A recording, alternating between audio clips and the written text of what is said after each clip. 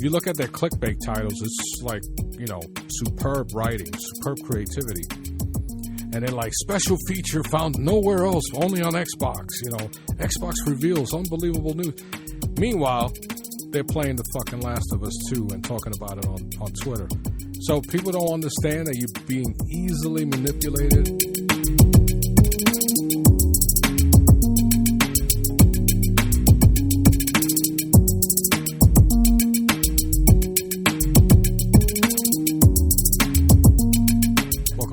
To an episode of the Postgame Report.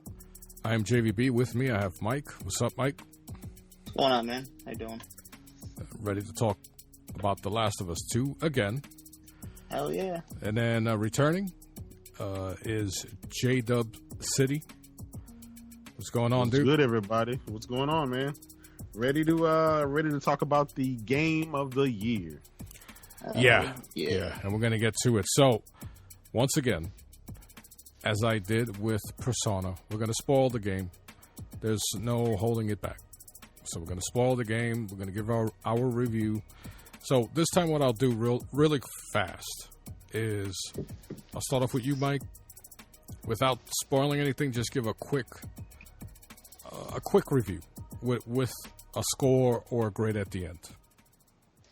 Well, let's see. The game, in my opinion, is easily the game of the year. It might easily be the game of the generation.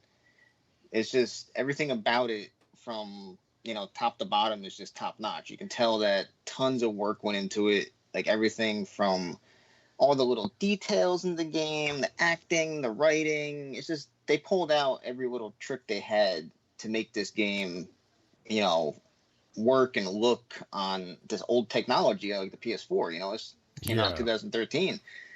So it's like the fact that they were able to push the system to its limits, and in my opinion, it's like a next gen game on current gen hardware. It's just everything about it, without spoiling anything.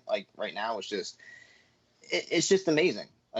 There's no other way to put it. You have to play it to experience it. You can't watch a stream or watch a YouTube video. You have to put yourself in the shoes of those characters and kind of feel what they're feeling. It's yeah, it's hard to explain. You have to just play it. So it's overall, I give it a 10 out of 10. There's nothing like it. I waited 7 years for this game because part 1 came out 2013, and it just exceeded everything that I had hoped for. I had no idea what it was going to be about going into it. I avoided every spoiler, every leak. I knew nothing other than the trailers that Sony put out.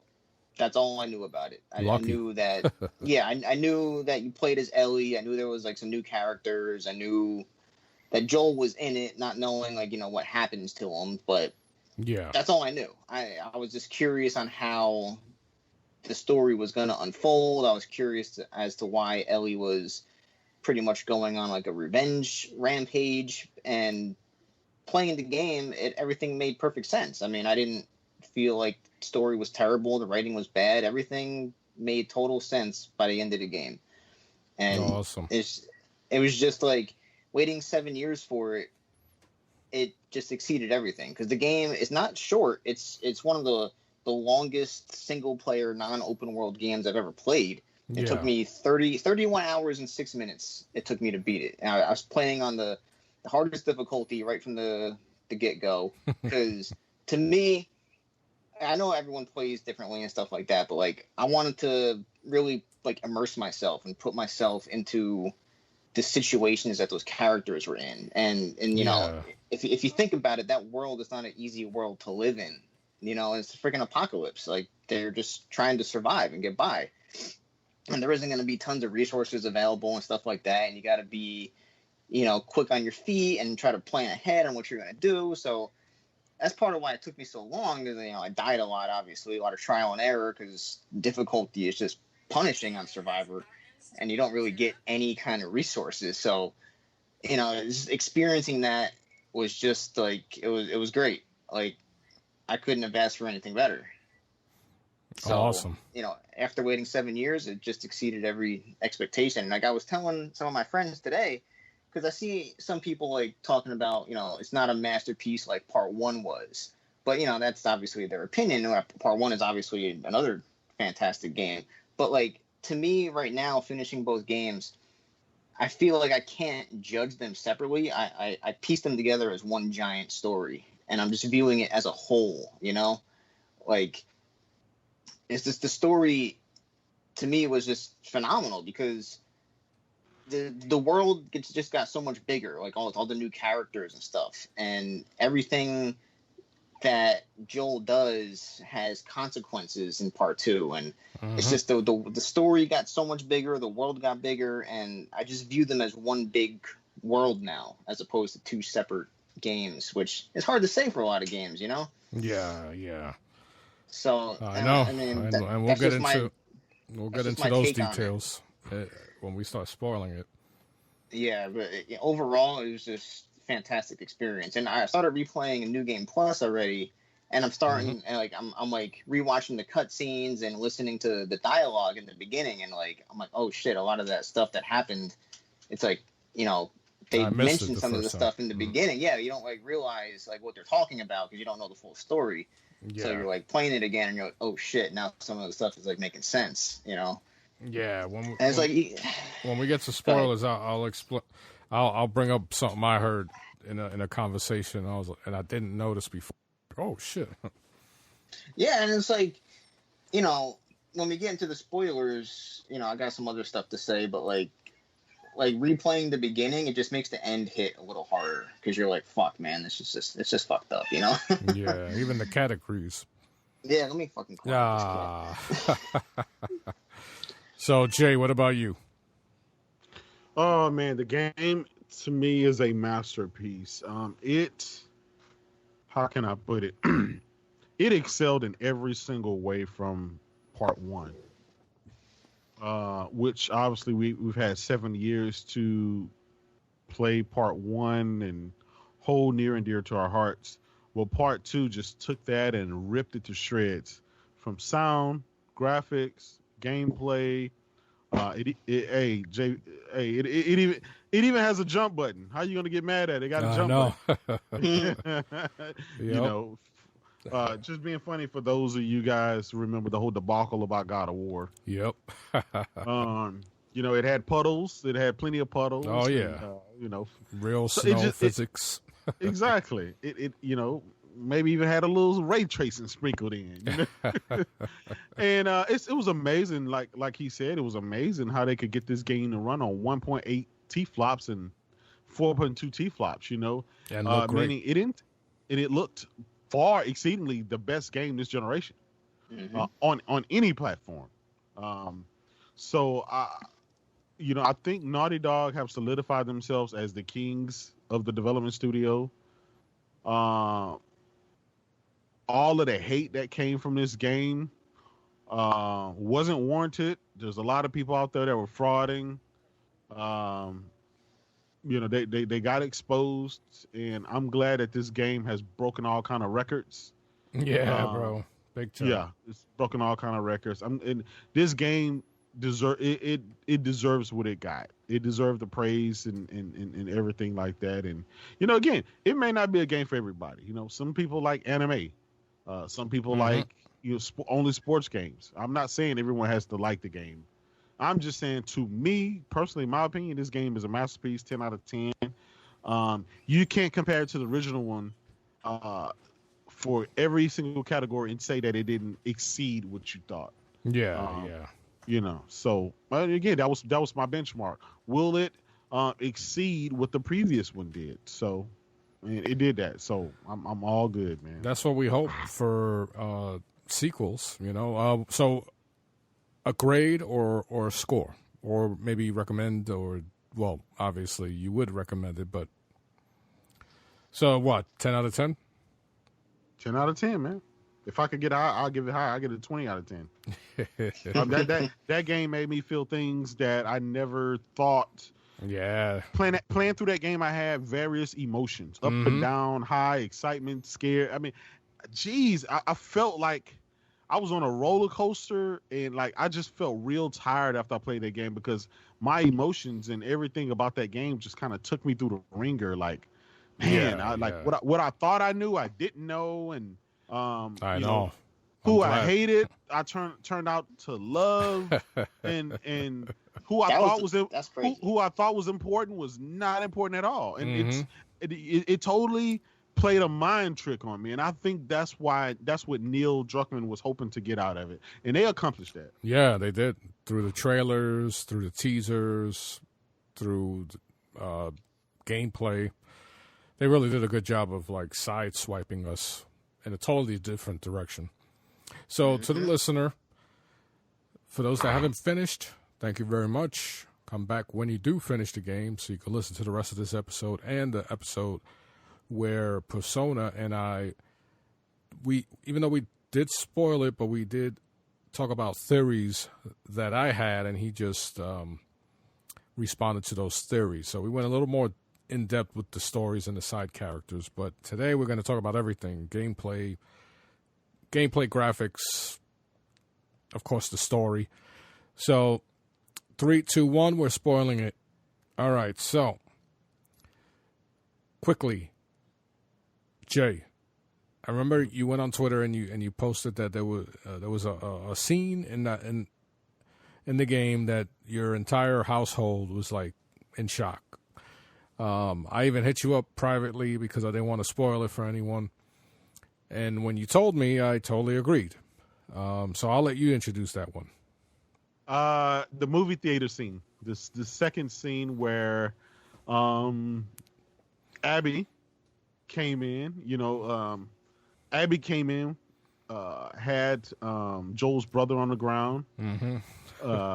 And then Abby's badass, man. Oh my God. She is. Yeah, she is. Hey, I'm Team Abby, man. I'm Team Abby. She came in with the gun and she had Joel's brother on the ground, and Ellie and I forgot his name. Jesse. Yeah. For some reason, I don't know. I can't remember his name. But anyway, Jesse. Yeah.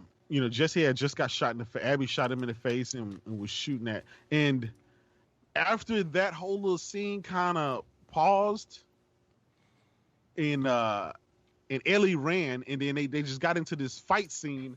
I was like, oh my God! I don't want to kill. I don't want to kill Ellie. Dude. I don't want to kill Ellie. But you had no choice. Yeah. You were playing as Abby. It seemed like you were going to kill her at one point. Yes. And so it's like I wanted to fail at killing Ellie, but towards the end of the game, the reverse happened. It's like I wanted to kill Ellie. And it's kind of hard to put into words, but how they introduced Abby in such a way. We had 70 years to love Ellie, and we were adored by Ellie. We felt her pain, but this game, it flips it on its head, and she has so much rage and hate, and all of that hate, all that killing never did manifest anything good for her. No. It took everything away. It took everything away. Everybody dead. Everybody died, and she still can't have a sense of peace. And on the flip side, the same thing with Abby. Mm-hmm. The rage that she had for 7 years after Ellie killed her dad and slaughtered everybody in the hospital, after Joel did it. That rage she had going through life, looking for Joel to pay him back. So this game is definitely about revenge. It's about hate. Mm-hmm. That's what this game is about. And Neil Druckmann, he gave us that. He gave us that hit. He told us about some of the stuff we saw. He told us that. They told us at PSX 2017, I believe. They did a big expose and convention on it. So we were sitting down while they were on stage, and they said, "Yeah, some people are no longer going to be in the game. Some people you're going to lose." They didn't say who. We just started speculating. Well, maybe it's Ellie, maybe it's Joel. And so I already kind of put it in my head that one of the two was going to die, but some time had passed by. And I guess a lot of people forgot about Naughty Dog telling us that back then. But And it made it seem like Dina was going to be the one that was going to die. Double cross or something. Yes. So I like how they did with the trailers and the cutscenes, right? They put it in a manner and they told you what you think you know, you don't know. That's why it was really, this game is really spoiler proof. Yeah. If all you cared about is Joel, then I'm glad they did what they did, right? They took him out in the The credits were still fucking rolling. The credits were still rolling. They killed his ass. Get him out the fucking way. He didn't even get his ass out the way. And I love that. Because everyone that hated on the game thought that the game worked itself up all the way to the end and Joel died. Yeah. But no, they took his ass off in the very beginning, and then they started the story, and then it just, oh my God, this game, man. And you played as his murderer in the beginning too. Yes, that's the thing about it, right? They set Joel, man. They set Joel aside, gave you a new character, one that you don't like, one that you hate. And by the time everything is said and done and you actually find out what really happened, you started having sympathy. And then at the very end, when you see her up on that pole and she's skinny, she's starving, she's tired, man. She's about to die, you just feel sad and sorry for her. And the kid too. And then love. I thought Ellie was gonna let her go. But Ellie wanted to fight her. It's like, what the fuck? I didn't want to do that. I'm like, Ellie, what the fuck are you doing? Yep, like, same here. It was a sad moment seeing her up there like that, like in the condition. I thought they were going to team up. Like I was hoping, like, they're going to team up. They're going to escape. Me too. And they're going to kick ass, and then they're going to break apart and then let each other go. But nope. Now, keep in mind, Abby let her and Joel's brother go twice. And she let she thought she killed Ellie go 3 times. Yeah. She thought she killed Tommy, but she let Dina go. Yeah. Well, because of love. Exactly. That's true. That's true. Because she was ready to slice her up. She was like, good. She was. But that hate and that rage and that anger that she had. And I was at that point, remember, she just saw Mel, who was pregnant, dead, and her love interest, Owen. Yes. So she had like every right at that particular moment to go crazy and kill them both. And kill everybody, as a matter of fact. Yeah. So Lev saved the day at that point. Yeah. If you think about it, fucking Lev is the reason why Abby was still alive. He's the one that ultimately saved Abby. Because if he wasn't there to stop Abby from killing Ellie and Dina, then she would have died on that pole. Yeah. That's true.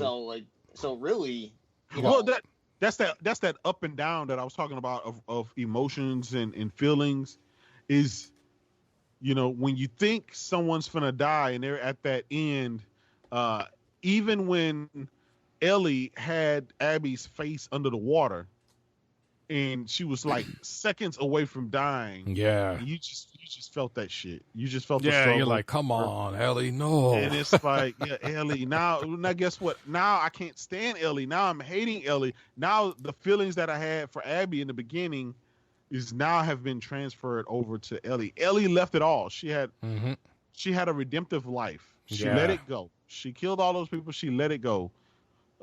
She had Dina and Dina's baby, JJ. They could have just lived happily ever after, but guess what? This game was not about love. It was about hate. Yeah. So Ellie couldn't let it go. So Ellie left and lost everything. And she literally lost everything. And two fingers. If it wasn't for Joel being in her head and those visions she have, Abby would be dead. Yeah. Actually, the episode, the last episode I talked with Persona, I had brought up Lev as what I thought was the most important character in the game, because Lev was the one that wanted to be identified as a boy, but the scars, they're so fanatical that was an instant death sentence. And because of that, they were trying to kill Lev's sister as well. And then towards the end, Lev had to kill his own mother because his mother wanted to kill him, even though he was trying to bring her with them to escape. And so the fact that Abby was caught by the scar, and then they wound up saving each other there, and then Abby grew a connection, and I felt like it was guilt because of the irony that Abby was saved again by an enemy, because Scar versus wolves, and this time Abby wind up, because Joe saves her in the beginning, she winds up saving Lev. Well, both of them, as a matter of fact. And then through there, Lev tells Abby, Lev was her conscience right before she was going to slice open Dina. Yeah.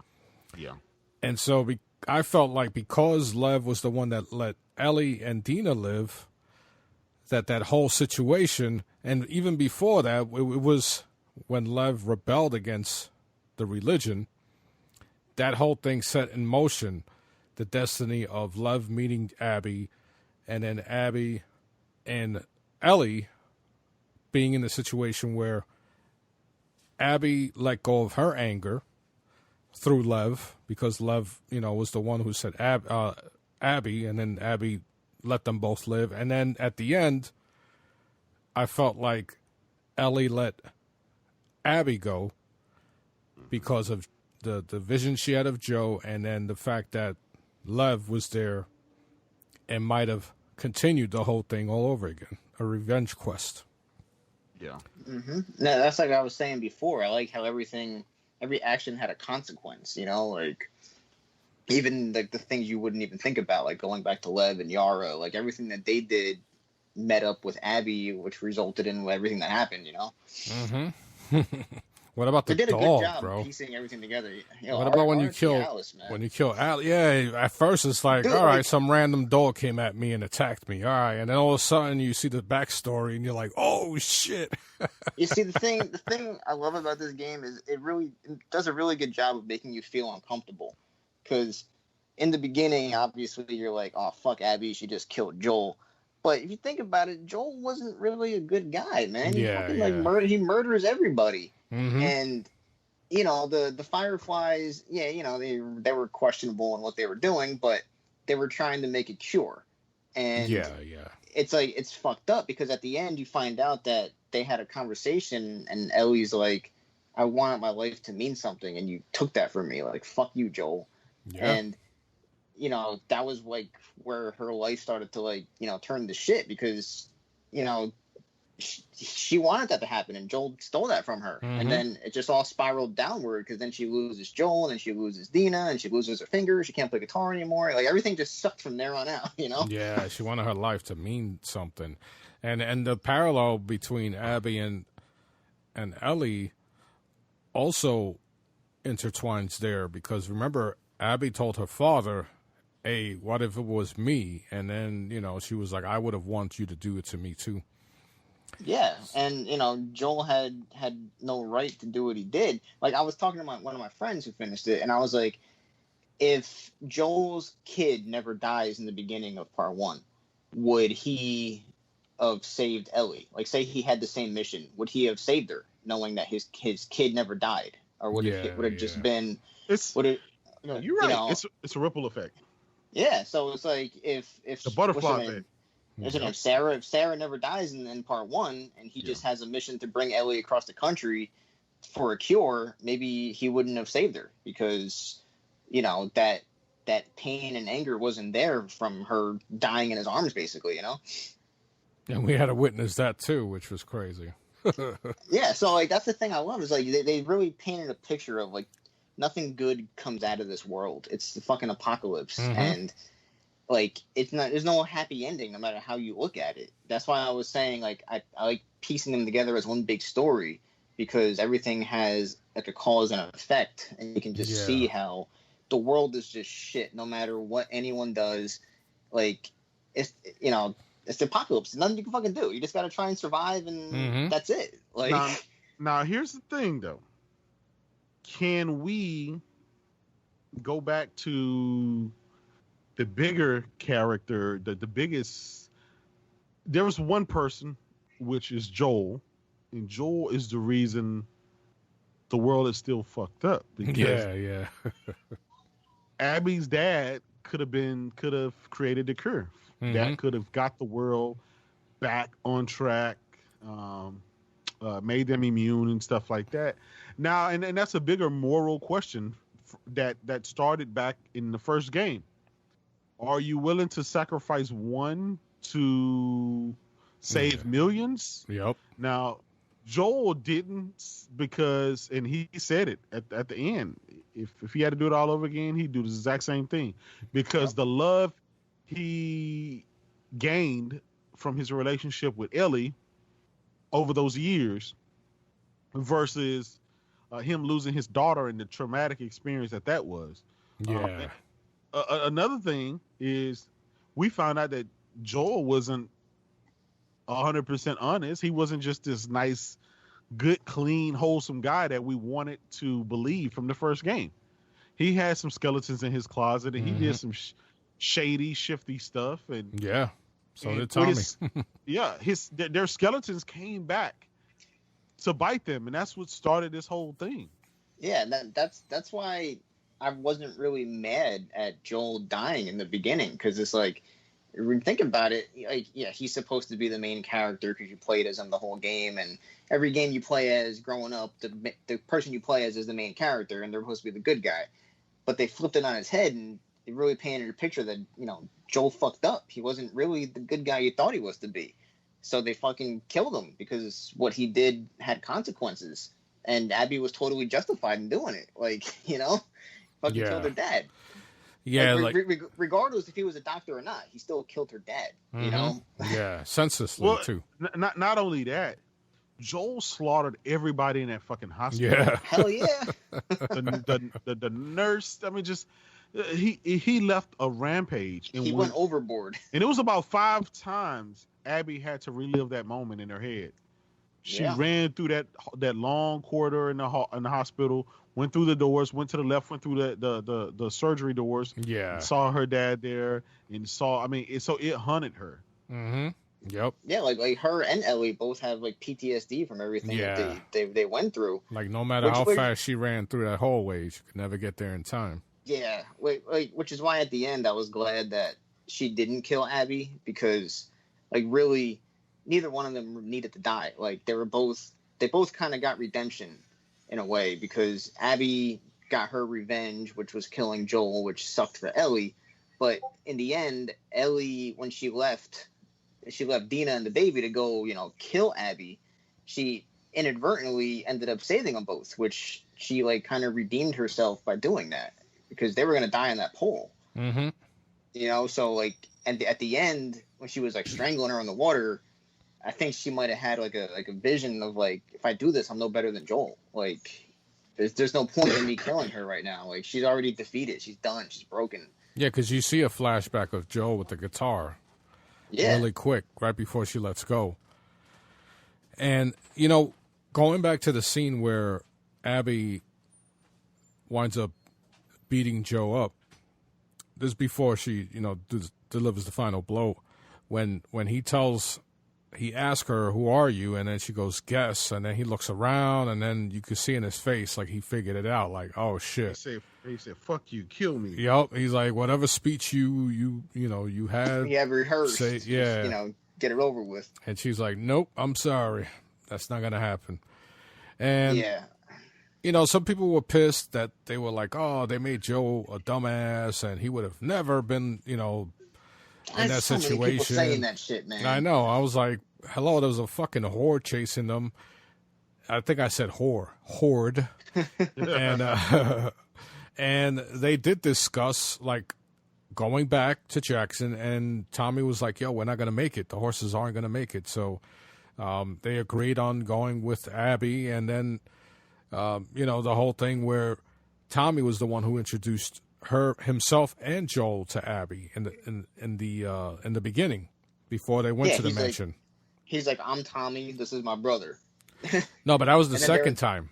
That was the second. The first time he goes, when right before they got on the horse, he's like, I'm Tommy. That's my brother Joel. And then that's when you see Abby's face. Her eyes. Her eyes looking like this was the guy she was looking for, and she didn't have to go to town. He came to her. Yeah. It was like you saw it. Destiny that their paths crossed. Yeah, like I love that part where you see like the emotions on her face.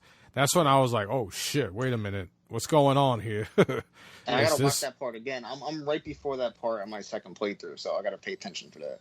Yeah, my second. She kind of looked dumbfounded. She couldn't believe the luck. Yeah. Her and Owen got into it in the beginning because she wanted to go to the town and get him. He was like, no, not in this weather, and just wait. They were outnumbered. And she was like, fuck that. I'm going on my own to go question those. She did on her own. Mm-hmm. Yeah. So it was like destiny, like you stated. It was meant to happen. And out of all people, Joel was the one that saves her. Yeah. Yeah, I also thought she was gonna show him some sympathy because of that. Shit. I think at one point right before she killed him, she had a little bit of hesitation, and she shook her head, like she was really confused, like whether she should do it or let him go. Yeah, Ellie screaming, and then obviously she her revenge took over. Like her hatred just got the best of it. Rage. Yeah. But, now, mind you, she's a assassin. Yeah. She was like the top killer for Isaac. Yeah. So guys started talking about her physique and stuff like that. It's like, well, she's an assassin and they're made up military or whatever, and she's around a bunch of guys lifting weights and doing all kind of stuff. I mean, she and think about it, how her dad brought her up wasn't the most pristine way that you would have a little girl, with barrettes in her hair and wearing little dresses. I mean, she had a gun holstered and everything. She was ready to go. as a kid. So he brought her up in that environment. As a soldier, she's a soldier. Yeah, she was a kid soldier. Now, to it. The thing we talked about earlier was that we had to play as a character that initially you didn't like, and then all of a sudden you grew to like. Her backstory was, once you learned her backstory, it was like, fuck, like, damn, now I like her. Yep. Yeah, and that's why I was saying the game makes you feel uncomfortable, because when you're playing as Abby, you're like, Owen's not that bad, Mel's not that bad. You start to like her group of people, Yeah. And you're playing fetch with the fucking dog and shit like that, and then fucking you realize, oh shit, that's the dog Ellie just bashed his brains in with a pipe. And you're like, fuck, man, like, is Ellie the bad guy? Dude. Like, this sucks. Like, I don't like what's happening right now. But see, that's the beauty of it. The game makes you do what you don't want to do. Yeah, I mean, they did a fantastic job with that. Yeah, it's you have no choice. You guys remember the movie scene when they got so Abby started shooting at Ellie. Ellie ran down down the corridors, down to the bleachers and stuff like that, and went behind the stage. Mm-hmm. She had a bow and arrow, she had a gun, and you kind of had to fight for the knife and all kind of. You kind of went back and forth, and I thought she was going to kill Ellie, but then Ellie would always find a way to stab her or do something. Ellie's a little girl, but she's tough, man. She was a tough boss, man. Yeah, she went through some shit. She's a definition of a survivor. Yeah, in that world, she was fast. She couldn't. Just like we said, Abby, right? She's the counterpart of Abby. Mm-hmm. She grew up 13 years old, tough. She had no choice. Her life depended on it. Yeah. She was basically getting smuggled, and she had to go through a lot of shit. She had to kill people. She had to see people get killed, and the people that she loved, everybody died. And so. That's why she's fucked up in the head. Yeah, and even before this game started, she was fucked up in the head. Yeah, yep. I don't know if you guys noticed, but in the beginning, when you're teamed up with Dina, she tells Dina about the first time she killed a person. Yeah. It talks about the guy she had to shoot. Yeah, because he was strangling Joel and she had to pop him in the head, and then that shit fucked her up. Like from that point on, she was like, oh, "Fuck, this is the world I gotta live in now." And then the guy that wanted to freaking eat her or have sex David? with her. Yeah, that was fucking nuts. Yeah, that's where Joe had to stop her. Yeah. From I think like beating his head in. from that point on was when their relationship started to change, because she was getting real fucked up in the head. Because that was towards the end of the first game, and at the end of the first game, they were kind of the relationship was a little rocky. Yeah. Because Joel kept trying to know why now though. Yeah, mm-hmm. Joel kept trying to, be a dad figure and tell jokes and try to just talk to her, and she was just shut down emotionally. Yeah. You know, Because the guy said that. The guy said, "Yeah, your dad, he laid into me, Yeah. Over this or that or whatever." And Yeah. it was just The- crazy. I wonder what happened at the bar. And it's like one of the last scenes is that scene that they showed in the trailer with Yep. her Where and they- Dina where dancing and they kiss and shit. Yeah. And then the Now we know the guy story. who made the sandwich, Yeah. Seth, that fucking guy. I don't want a bigot sandwich. Yeah. Exactly. We don't want that in our bar. There's get kids around here. Yep. It's like, Yeah, he's like, we don't need no dykes in here or some shit. He Exactly. says. And then Joel's like, he's like, dude, what the fuck you just say? Yep. and so Ellie didn't want him coming to the rescue. Joel already had this image or this reputation. Again, they didn't go into too much details about what Tommy and Joel did. We just know they did some fucked up shit. They stole. They interrogated they stole, guys. They killed. They did a lot of shit. And let's not forget, right? When we first met Joel after his daughter died, it fast forward some years, and Joel was with I forgot her name, old girl that died. Yeah. But they were living a shady life. Yeah. Man, Yeah. They were shady. They was dealing with shady characters. Remember the guy stole their credits or whatever, Yep, and he shot and him had in the to go and street. shoot him. Yeah, they were gun runners. They were smugglers. They were bad people. That's what And they so were. people That's forgot what they were about that. trading Ellie in for. Yeah. Was for guns. Yeah, exactly. But that's what I'm saying. They people forgot about that. Yep. That because you grew to love Joel and love Ellie, and everybody likes the good feel story, but nobody wants the fucking real reality. I know, man. And this was as real as it got. It got raw and rugged, and people weren't ready. I think emotionally, people just weren't ready. People are suckers for feel good stories. Yeah. But you showed the pain, struggle, and what the deep darkest secrets of a person. That's the shit people don't want to see. And I think that's why a lot of people hate that Joel was portrayed that way and Joel died, because no, he's a good wholesome man and he was supposed to grow old. He's 90 years old. So let me ask you guys really quick. Let me ask you guys, because there were 2 delays. So, well, there was the one that 2 delays, and then the second one obviously was in the beginning of the COVID situation. Mm-hmm. Yeah. Was it the right move based on what we're talking about with the emotions and the controversy that surrounded the game? Yes. Hell yes. I'm going to tell you why. This game didn't come out buggy. Nope.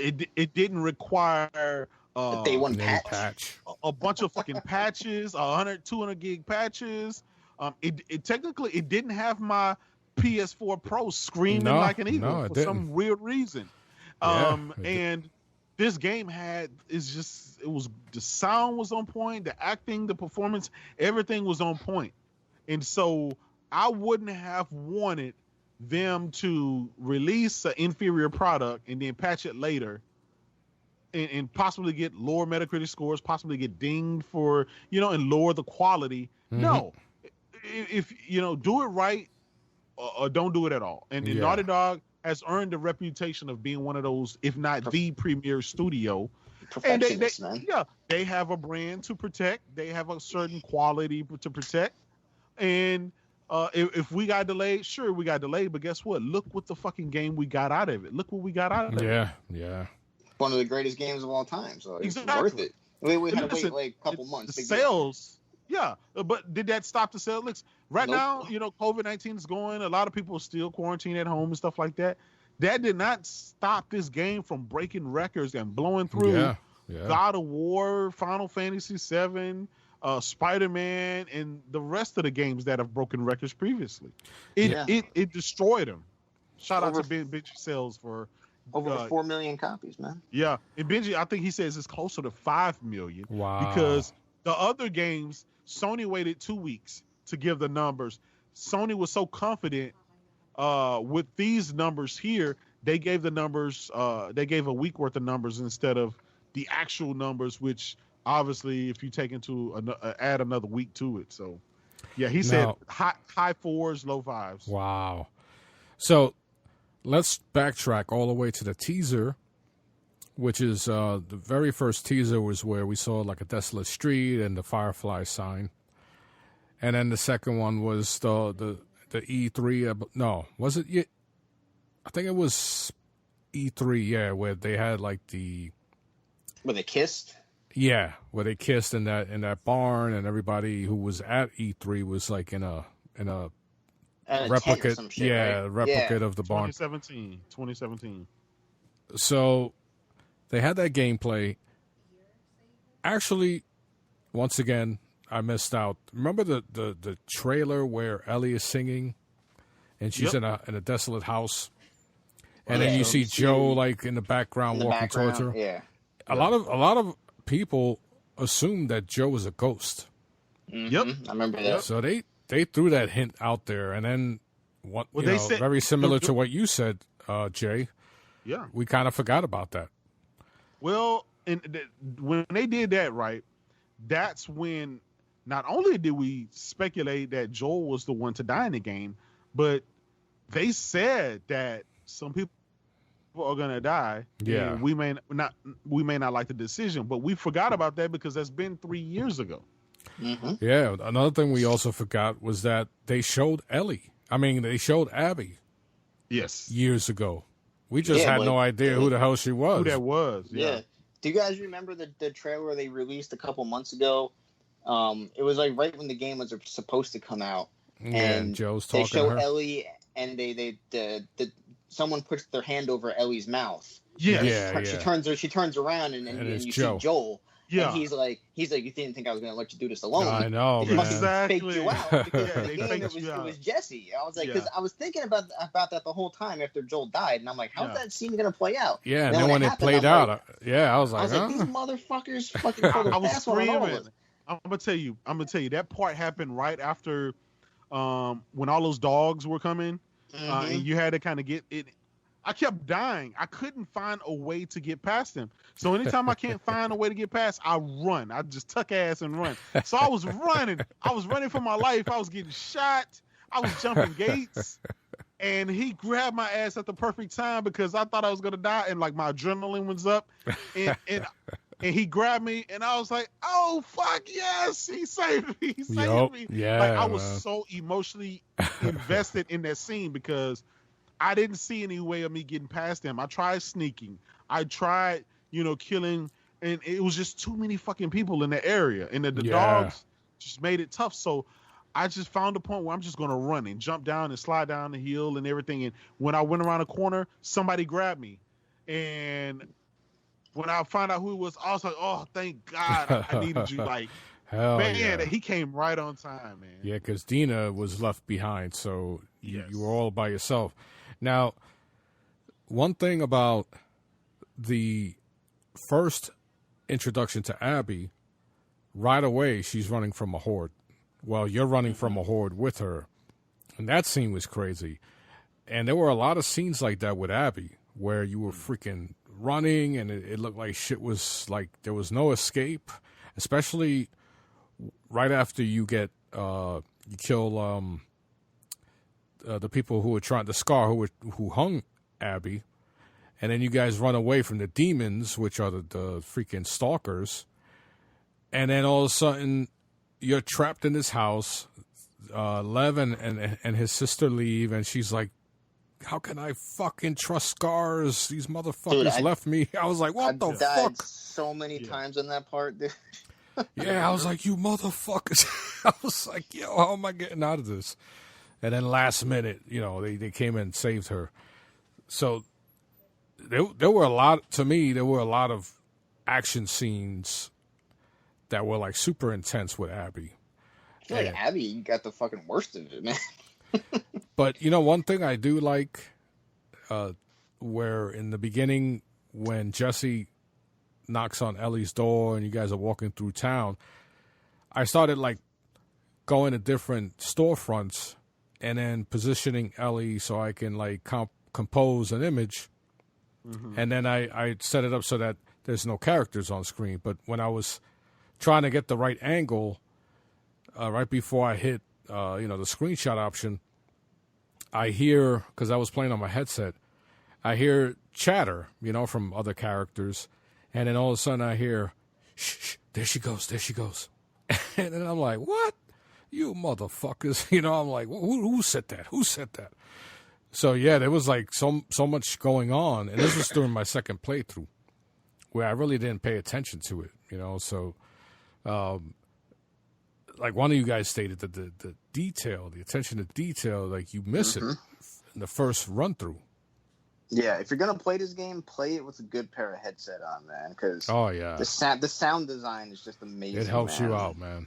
Like with those clickers and those fucking dude. The part where Tommy is sniping you. Oh yeah, dude. Like I have the platinum headsets and the Sony ones, and his fucking rifle sounded so fucking big in the headset. I'm like, damn, it sounds like he's really trying to fuck me up. He sniped me like 3 times, bro.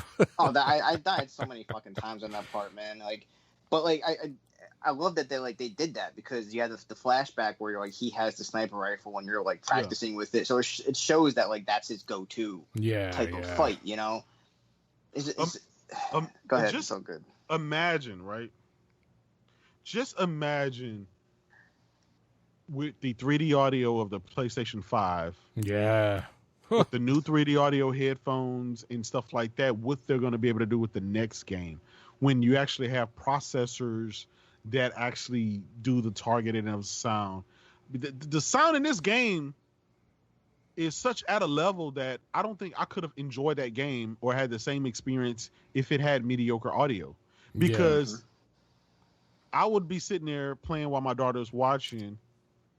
My surround sound will be up to like 70%. And we just be looking around the room trying to figure out where the hell is this clicker. We hear the noise. We're squatted down. We're in water. Where is it? And she's pointing different directions, and we're able to determine exactly where the clicker is. That in itself is just that immersion. Just like, it's different than if you're just playing a game and you're just hacking and slashing, you're just fighting, or you're just shooting. But when bullets are whizzing by your head and you look to the direction of where it whizzed by and you're sneaking, it's a whole different ballgame. That's why I said this game, they excelled in every single category, not just the visuals, which, again, it's the best looking game on any platform. I don't care. You can do resolution. I don't care frames, all that. It's the best looking game graphically out there. They did. They're Naughty Dog. And so one of the best playing games, too, because the gameplay is amazing, man. So fucking smooth. Have you guys seen the animation GIFs that people are making? Yeah, bro. Of the gameplay? You can't... The animations are so butter smooth, bro. It's realistic. And I remember a lot of guys saying, who was that? Was that Tomb Raider developer or one of the developers? Oh yeah, you said it was a cutscene or something. Yeah, that's a cutscene. That's not true. That's CGI and that's next gen. All this crap, and yet we're playing it on the 1.86 T-flops OG PS4. Let that sink in. Yeah. It's not about the T-flops, people. It's about the talent. Oh yeah, absolutely. It's always going to be about the talent. And like Red Dead Redemption 2. I love the world in that game because not only does it look good, but there's NPCs all over the place. Of course, they're the guys who make Grand Theft Auto, so those cities are always busy. But the reason why I give the edge to The Last of Us 2 is because while Red Dead Redemption 2 looks good, and I'm talking about the environment. Yeah. The gameplay pales in comparison to The Last of Us 2. Dude, the gameplay in Red Dead is fucking terrible. Yeah, it's horrible. So it's very here stiff. you don't have any compromise with The Last of Us 2. It's a night and day, and Red Dead did good in its own right. Rockstar is pretty good with what they do. But this is on a whole different level. Oh, yeah. Like you needed that slowdown in order to shoot. You needed to use that shit. Red Dead sucked. Here's the thing about it. Red Dead had some janky animations. We all know that. Yeah. The story it's up and down as far as you may go an hour or two just roaming from one side of the map to the next side of the map, and doing little fetch quests and stuff like that. Whereas The Last of Us took you on a emotional roller coaster, dude.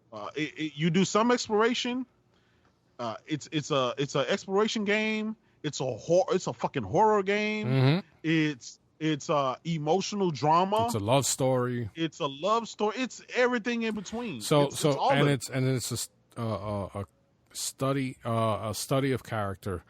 Yes. And I'm going to bring this up because who was it? Was it you, Mike, who said you consider 1 and 2 like one big game? Yeah, it's like one big story. The fact that they showed the flashback where Joel surprised Ellie and took her to the museum. And that was good. And then when you consider that Ellie in part 1, her dream was to be an astronaut, and then lo and behold, they play into that.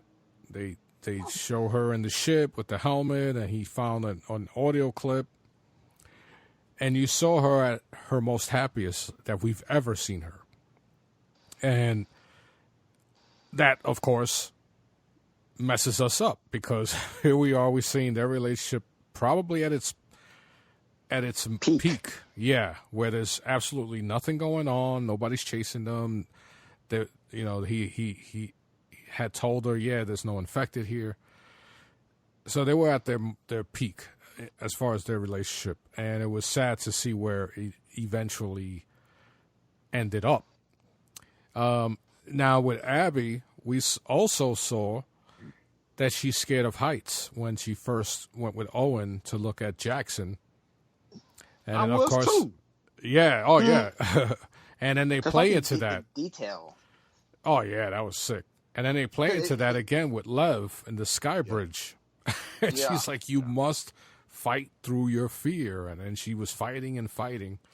Yeah. And so that was like, these characters weren't treated like, all right, this is a character, this is a character. No, you fought through, personalities, backstories that actually were in effect. They played a role in this game, and that's great storytelling. Now, the other thing about Abby and Neil Druckmann, a lot of people were pissed off about her physique, and of course they over-exaggerated that photo that was leaked, where they made her look huge.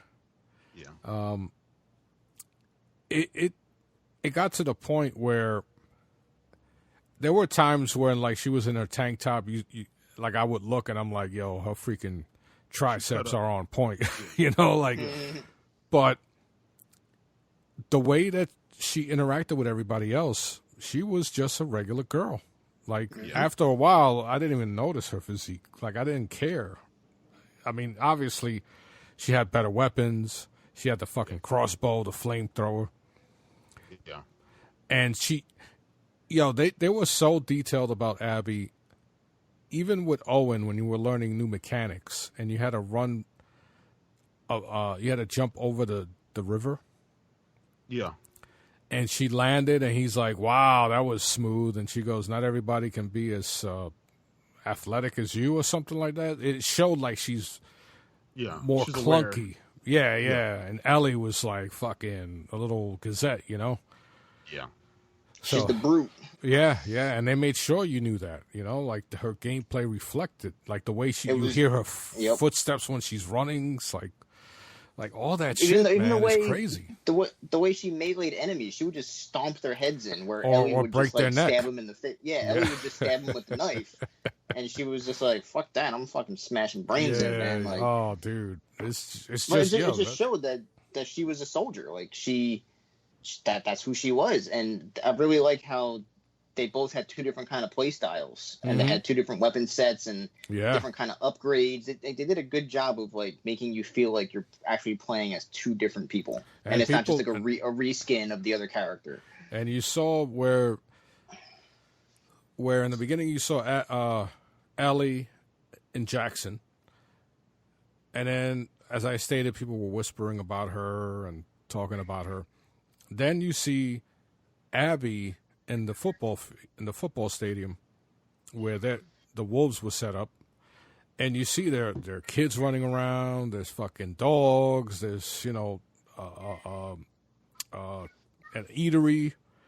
She's walking around with a burrito, eating breakfast burrito, and people are saying hello to her, talking to her, and like she's respected. Exactly. So you saw she was talking to Mel about the baby, and so they really did a good job with both characters. Like there was a big contrast. Ellie was shut down and very emotionally screwed up. And even though Abby was distant, but with Owen, and I feel like Owen and Joel were the two men in their lives. Yeah, they were the men of their lives, and they were the ones holding them in check for a while. And once they lost, because remember, Mel and Owen wound up being together because Abby was so focused on being a soldier. Yeah. So let's talk about the Rat King. Oh, fuck that thing, dude. Yo, Jay, I had the same reaction, bro, when I heard the growl in the beginning, and she's like, "What the fuck is that?" I was like, "Oh man!" I'm like, you know what? Her arm's falling off. Fuck that. What, big deal. No, because I remember somewhere they put the sound bite of that. They said there's going to be a new enemy we haven't seen anywhere. And so I was expecting something. Like, I was like, oh, shit, this must be the new enemy that we're talking about. Because they talked about the stalkers. Mm-hmm. And then when you heard it, like, once again, I had headphones. You hear it, like, you could hear that it was huge. And then the way it growled. And I'm like, oh, fuck. Like, I don't want to do this. But luckily, I was fully equipped. I died 4 times, though. Yeah. But that part was crazy. That was like Resident Evil. When I first played it, got to that scene, it was 3 a.m. in the morning. Yeah. I had been playing for 4 hours straight. Yeah. And again, the atmosphere, the surround sound and everything. And I wasn't ready. And I died a couple of times. I think I died like once or twice, and then I just shut it down. I put the PlayStation to rest. I said, let me take my ass to sleep. Let me gain my composure. And I was so scared. I mean, real talk. I didn't play the game the next day. Oh, really? Yeah, I didn't. I waited until yesterday before I played it, and I even tweeted about it. Yeah. I said, okay, I'm dreading going back in to this one scene. I didn't want to spoil it. But I said, God damn it, I'm scared going in. I said, this game is literally giving me more fears than Resident Evil. Yeah. And so luckily I was able to go ahead and beat it. But man, and I said I was going to tackle it in the daytime because, again, 3 o'clock in the morning, things your heart's racing, you're sweating. I mean, the atmosphere, it really puts you there. And it's like, holy shit. Yeah, I was pissed off. What about you, Mike, when you first played it? Against it. Well, dude, when I got to that part, I mean, the whole time I'm playing that lower level at the hospital, like, they really did a good job of, because the chapter is called Ground Zero, and they were like, this is where shit started to happen, like, this is where shit went down. And you're like, oh, fuck, I know some crazy shit's gonna go on. Yep. And, I'm playing on fucking Survivor. I have no fucking bullets or health to begin with, and I'm like, I'm not ready for what they're about to fucking throw at me. So, because it's like, it wasn't an area, because like there's some areas where you can sneak by the enemies and then go through the door and you're good. It wasn't one of those areas. You're in these tight fucking corridors. I feel like I'm playing Dead Space. Yeah. And I'm like, this is the shit that I fucking love. I love fucking horror games. I love that they finally put you in an area that was like, it's been shut down for like the whole 30 years of the apocalypse, and like this is what manifests itself when no one goes down there and touches anything. Like she even told the monsters. Yeah, the monsters just fucking they were just locked in that room and they merged together into this big fucking monstrosity. I turn the power on and I leave the room, and then all the fucking doors open and like 3 or 4 clickers come out of the room, and I'm like, oh god damn it, now I gotta fucking deal with these things. And then I walk up to grab some ammo, and the fucking stalker jumps off the wall at me, and I was like, oh, what the hell's going on, man? So I made it past that part, and then I get through the door, and the fucking big door is, like, knocked open, and you just see, like, a trail of blood. Yeah. And you're like, fuck, what the hell's going to happen now? Yeah, you're like, so what the hell did this shit? I'm fucking scrounging everywhere for, like, whatever ammo I can find. And then I'm like in the parking garage, and I'm like, something's about to fucking happen. I just don't know when. So like I'm going around every corner very slow, with the flashlight on, and I'm like, all right, nothing's happening. You know, what's going on? And you get to the ambulance, you got to like crawl through the ambulance, and the thing fucking grabs you, and you're like, oh shit, what the fuck is happening? And then it just throws you in the room, and the dude is chasing you. He's breaking down fucking walls. Yeah, Being chased by Nemesis or some shit from Resident Evil. And like I have like fucking 5 bullets. I'm like, how am I gonna kill this thing? So I'm like running around, spamming triangle to just pick up anything I can find in the area. And luckily I was able to like craft a pipe bomb, and they gave me like just enough flamethrower ammo and a couple shotgun shells to get by. Damn. So dude. I died like 4 or 5 times though, but I managed to do enough damage to it, and then the fucking little dude breaks off, and you're like, what the fuck? Yeah, the fucking stalker, and he has extra ammo, so you can't kill him. Like his armor, I mean, was like. Yeah, so I'm fucking running around in circles, just trying to like find a spot to craft something, and I'm squeezing through the fucking little corridors and jumping over the windows, and he's breaking right through the wall too. Yeah, doing everything to avoid him, and I did just enough to kill it, and then when you kill it, you're like, oh shit, I fucking did it. And then you go through the other doorway, and the little dude jumps ahead of you, and you're like, now I gotta fight this motherfucker. And he's throwing fucking spores at me, and like one spore literally drains your entire fucking life. So I think I died like once or twice on him. And then when I fucking did it, I was like, I need to fucking just take a quick break. Yeah, like, bro. Shit was just stressful. Yeah, that was a stressful part, man. That's what I was saying in the beginning of the game. Is just like, I wanted that feeling though. I wanted to feel what those characters were feeling, and that's why like I chose to play it on Survivor, because it's like in that world you're not going to be fully stocked, you're not going to have all these supplies. I want to feel their struggle, you know? Yeah. So it's like, to me, that was just like much more exhilarating, and like I felt accomplished after it, you know? Yeah. But that part was fucking great, because like I said, it felt like I was playing Dead Space. Dead Space is one of my favorite games, and it was just the atmosphere in that part was just so good. Like they really did a good job of, showing that was ground zero. This is what can happen in this world. Like there's other places like this probably that we don't even know about. Yeah, exactly. Yeah. I think who was it? Tara, right? She's the one who told you like, oh, we don't go in here because this is where it all happened. Uh-huh. Right? That was her name, right? The one who helped Abby escape Nora. the elevator? Nora. Yeah, Nora. There you go. Yeah, oh, dude, that part with fucking Nora and Ellie, dude, she beat her ass, man. Holy shit, bro. Because she was talking shit about Joe. Yeah, she was like, I'm glad. But she's like, I still see visions of it, too, and it's great, or whatever the hell she said. Then Ellie was like, oh, this bitch. Yeah, and then she goes, oh, you're her. Because once she saw her without the mask, and she wasn't coughing. So they knew of Ellie as well. So it was... Especially that part, that's where you saw, like, the worst of Ellie. Like, there was pure rage. The rage is taking over, man. And of course, that was the scene in the trailer where it's like, we could have killed you. And she's like, you should have. Yeah. Mm-hmm. So, you see the blood on her face and shit. Oh, dude. So, what about the first time you met the Scar and they're fucking whistling and you get hit with a fucking bow?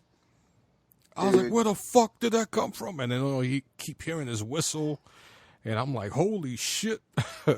I was going full fucking Solid Snake on that shit, just going prone, crawling through every tall grass I could. But some of them were, they were really quiet, where I couldn't really see them either. Like in, when you do the listening mode. Mm-hmm. Next thing you know, one behind me, I'm like, oh shit, like sneaking. Like they couldn't see me either, but I was like, yo, this AI is pretty intelligent. Like, dude, very the AI strategic. was fucking amazing. They would flank you and everything, but like, I really like how they basically did, like the AI did to you what you do to them. If you're not making noise, you're not gonna see them. Like if you don't make noise creeping up behind them, they're not gonna see you. So it was like, you're playing the game, but the game's playing you at the same time, and it really puts you on edge. Like, these motherfuckers are smart. They're not just dumb grunts trying to kill you. They're not going to rush in front of you. They're actively trying to flank you and search. And if they see something, they're letting everyone know, because you can't. Not the the WLF soldiers, they're all named soldiers. They call each other's names out. If you kill one, they're like, where the fuck's Bob? And Bob didn't answer back, so now we're on alert. One part that was crazy was where I hid in tall grass, and one of the wolves came around scouting, and then I went to do a silent kill, but when I killed him, his arm swung back and hit a fucking window, and it shattered. And all of a sudden, that set off somebody else. They're like, "Did you hear that?" And then they're like, "I'll go check it out." I'm like, "Motherfucker!" So super realistic, man. Yeah, man. So Jay, visually, what was your favorite part? Like, what part of the game was most visually striking to you?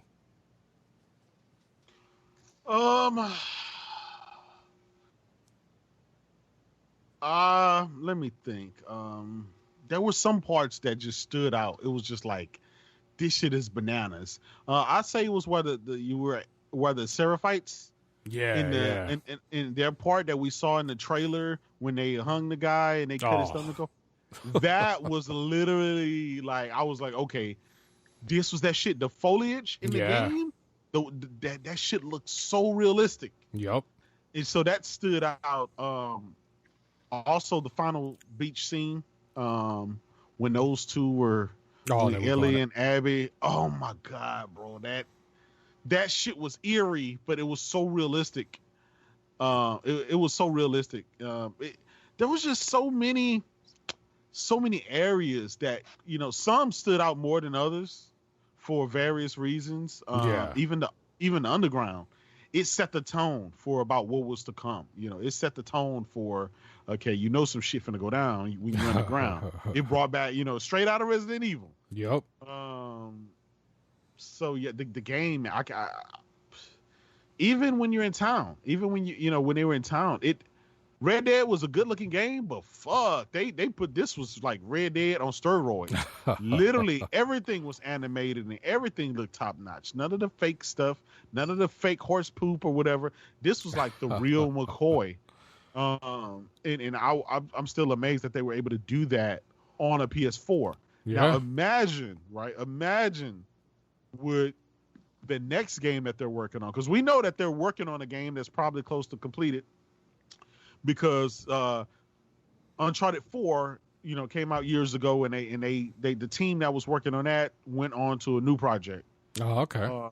And so we're waiting to see what that's going to be. I think what Sony wanted to do is go ahead and get these games out the way, the current gen games out the way, so they can deal with the next gen stuff properly.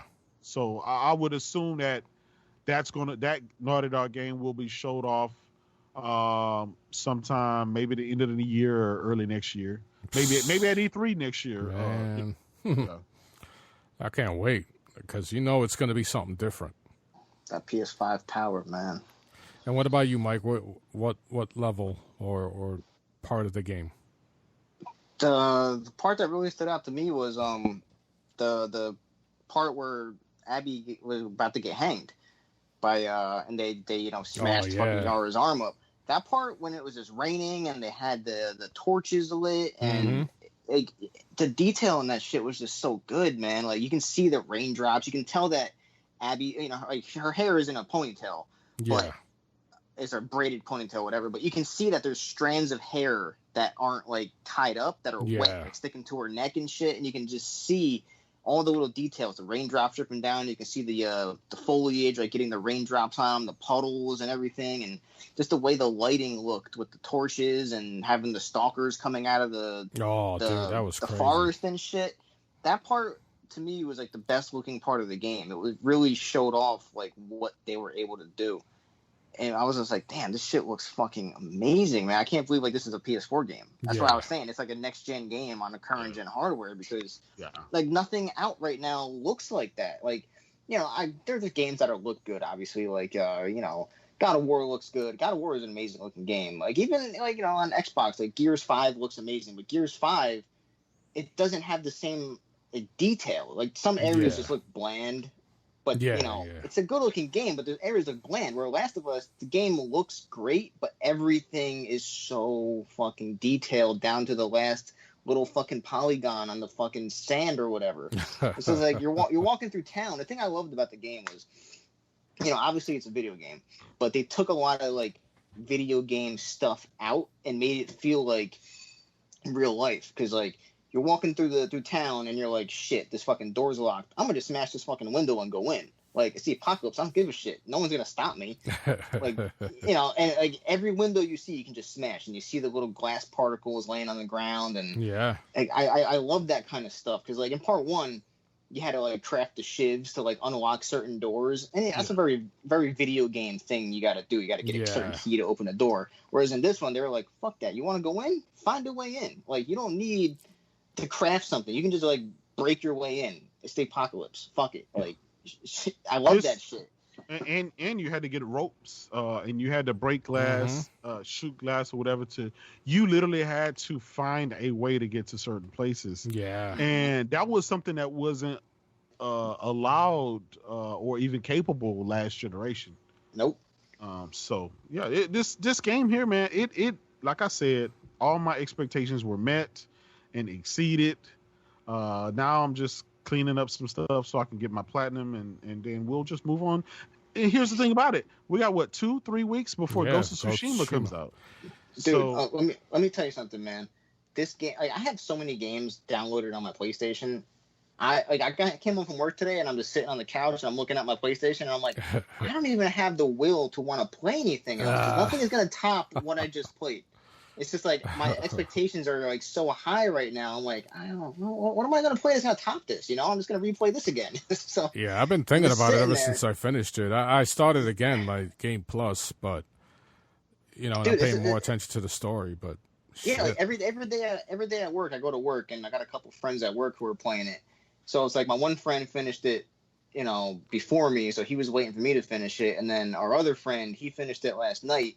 So like every day, like I was talking to the one guy that finished it, and then, every day someone else would finish it. So we're all just like starting to group together to talk about like what we experienced, and it's just like that just shows the greatness of this game. It's just like it just has so many like thoughts and opinions of like what happened and what could have happened, and like what your depiction of certain characters are, and it just goes to show like the level of writing and the talent and the acting involved.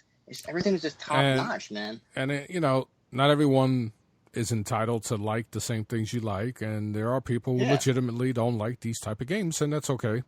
But the one thing that The Last of Us proves is that we should let the artists create their visions and not try to create it for them, because chances are they're going to create something way better than you can ever think of. And the fact that we went through different emotions, and the path that it took was unorthodox. It was very movie-like. I mean, there were some movies that made you do similar things, like it was very, Quentin Tarantino-esque. But the fact that you had to play a character and you kind of figured out like something's going to happen here, what's going on, and then the worst happens with Joe, and then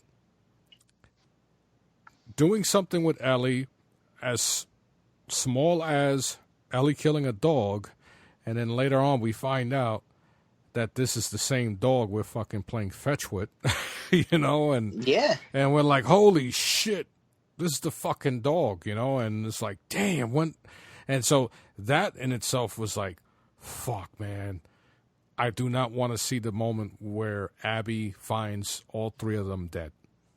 Yeah, and then finally we get to that part, and I'm like, fuck, here it is. I was dreading that because Abby went there a couple of times, and they were still alive. I kept telling, I was like, here it comes. Yep. And then, no, they're alive. It's like, wait, okay, this is not the timeline. Okay. Because they do take some trips back. Yeah. They show Abby at different stages. They show Ellie at different stages. Yep. This game, man, it was masterful. I don't think what they could have did, and I know a lot of guys were just mad because whether how Joel was treated, how he ended it, ended up. Mhm. How they, a lot of people wanted him to again be that old guy sitting on the porch with the guitar Yeah. forever. Some people just, they weren't ready to give him up. But again, But he was still in the game technically, Well, yeah, you still play with him. You still everything else is just. Yeah. It's just it Not what they undid expected. everything, right? Think about it. You had 70 years to kind of sit on something and love these characters, and for these characters to go out like 5 minutes into the game, you feel so. I can see why some people feel some type of way, but you got to play through that to get to and the how end. brutal. To make, and how yes, brutal. and he how went brutal. out. But that's what this game is about. It's about brutality. It's And- about hate. That's what it was about. Listen, Joel getting gangrene from a cut is not what this game was about. Yeah, Him, exactly. Him getting a bullet to the leg or getting stabbed or something like that. Like That would have been so cheesy, man. exactly. That Yeah. would have made it cheesy. Some people were like, "Oh, he should have went out saving Ellie," and it's like, "Oh, very we've cliche." seen that before. Yep. We've seen that before in every movie. Yep. There's always the guy that sacrifices his life. We see it in the Marvel movies. Mm-hmm. Like, Iron Man. come on. There's this like people wanted that story, and that's not the story that they got. And I love it. That's one reason I love this game, because it didn't give a fuck about. Yeah, pardon my French. It didn't give a fuck about what you feel and how you want things to be. It was going to show you how things is. Yeah. And you're going to have to accept them or not. Yeah. Like I said, one of the biggest thing that got to me was I had so much empathy and sympathy for Abby hanging up on that pole. When I saw her, she was skinny, scrawny, Yeah, man. malnourished. I mean, it was like, oh my God. So I'm thinking that was going to give Ellie a change of heart. Like, just let it go. She's She's broken, man. Yeah, she's broken. Months won. had, I think like 4 months had passed. I think like 4 months or something like that had passed. Oh yeah, for her to lose all that muscle mass and Yeah, everything. it was like, yeah. And And, then- Ellie still was like, fuck no, I'm not going to let it. It's like, what? Yeah, because remember, at first she was going to let her go. But then when Ellie went back when they both went to a boat, they split up, they each took a boat, and then Ellie saw a flashback of Joe on the floor. Mm-hmm. And that set her off.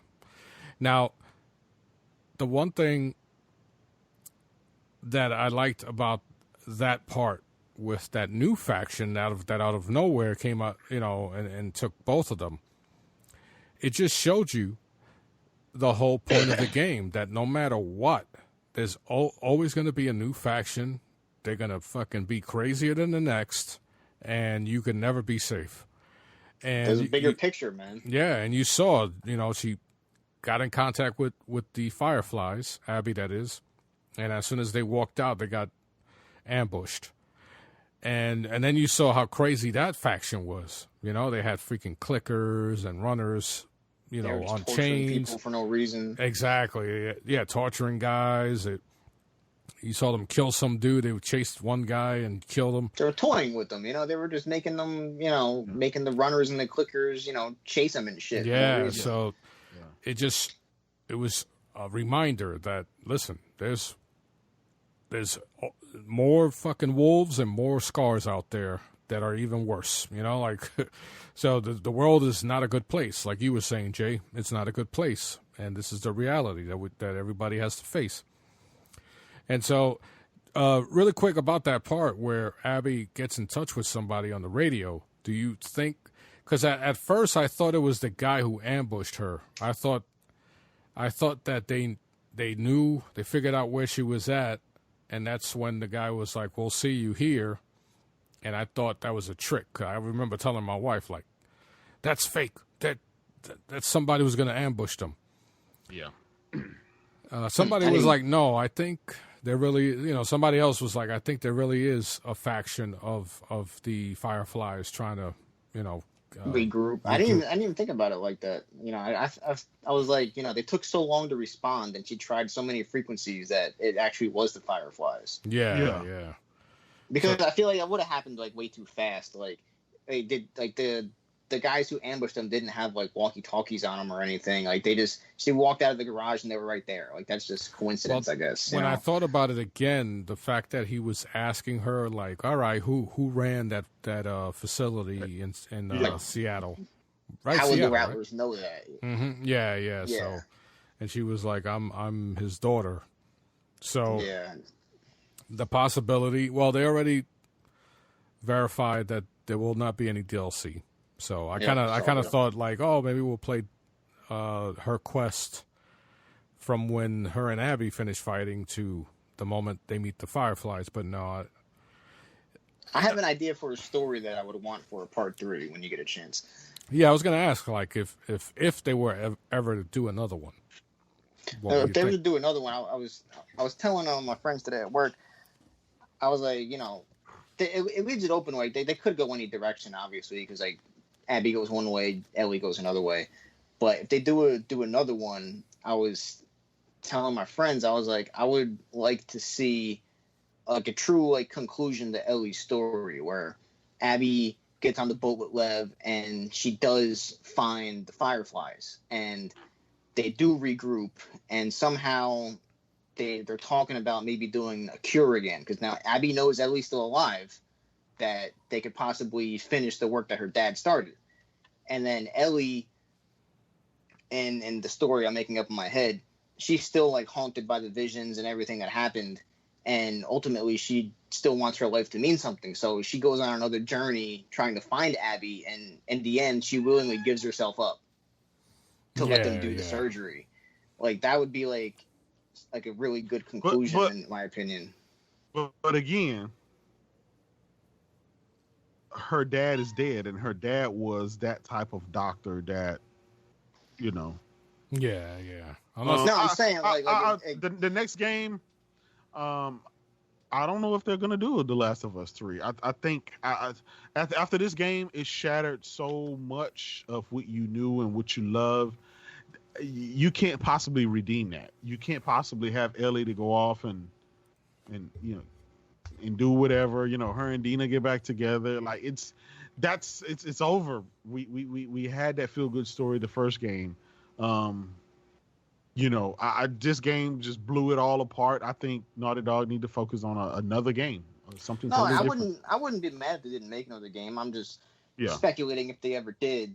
I'd like to see a full-on conclusion to Ellie's story. All it's going to do, right? All it's going to do is it can only go two ways. Ellie's been through hell in her life. She already has PTSD. She has flashbacks. Who is it left? She killed everybody. There's really nothing that, she killed everybody, ever did something bad to her. What's she going to do? Go back to town? Everybody from town is damn near dead. Jesse's dead. Dina's fucked up. Tommy's fucked up. Tommy's fucked up. What? I don't know. Maria left him. Maria left him. Exactly. Nothing's going to be the same again. So you advance the story, and then JJ is going to become involved some kind of way. I don't know. Maybe JJ is immune some kind of way, or I don't know. I don't know. What do you take of the final moment in The Last of Us 2, where you see Ellie putting down the guitar because she can't play it anymore, and then you see her walking away through the window? Like, is that just an indication that that's going to be her life alone? For the rest of her life, it's going to be her being alone, or is she on the hunt for Dina? No, I don't think I think Dina's through with her because she left. Dina said she couldn't do it with her anymore. So that means this wasn't the first time in that run when they were in that house. This wasn't the first time that Ellie was thinking about running off. She says, I can't do this anymore. You can't keep running out and leaving us. So I think that was the end game. She gave that final, that's it. She came back. Dina was gone. She packed her shit. She moved on. And even in that scene, when Ellie's up at night and she's closing all the windows, and then Dina comes down and Ellie tells her, I can't let it go. And then Dina tries to be her usual self. Yeah. And says, all right, let's go to bed and we'll talk about tomorrow. And then when Ellie's like, no, I'm not. And then you see the look in Dina's face, like, fuck, man, this is it. She's going this time. And you can see the pain in her face. Yeah. And that's when she knew Ellie is really fucked up. Yeah. Yep. This girl has just been through all of this shit. She killed all these people, and she's still like willing to do that. You got your life back. I mean, they made a decision at one point in that game. They all made a decision. Tommy, Dina, Jesse. They made a decision to, okay, this is how we get back home. We'll just let it go. And she was like, okay, we'll let it go. And then time moved on.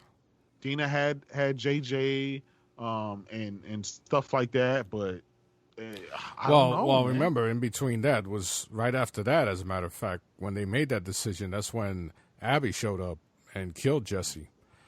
So it wasn't until after Abby let them both live where they wound up in the farm. And then I thought it was going to end there. Mm-hmm. But no, it was like, nope. There's more.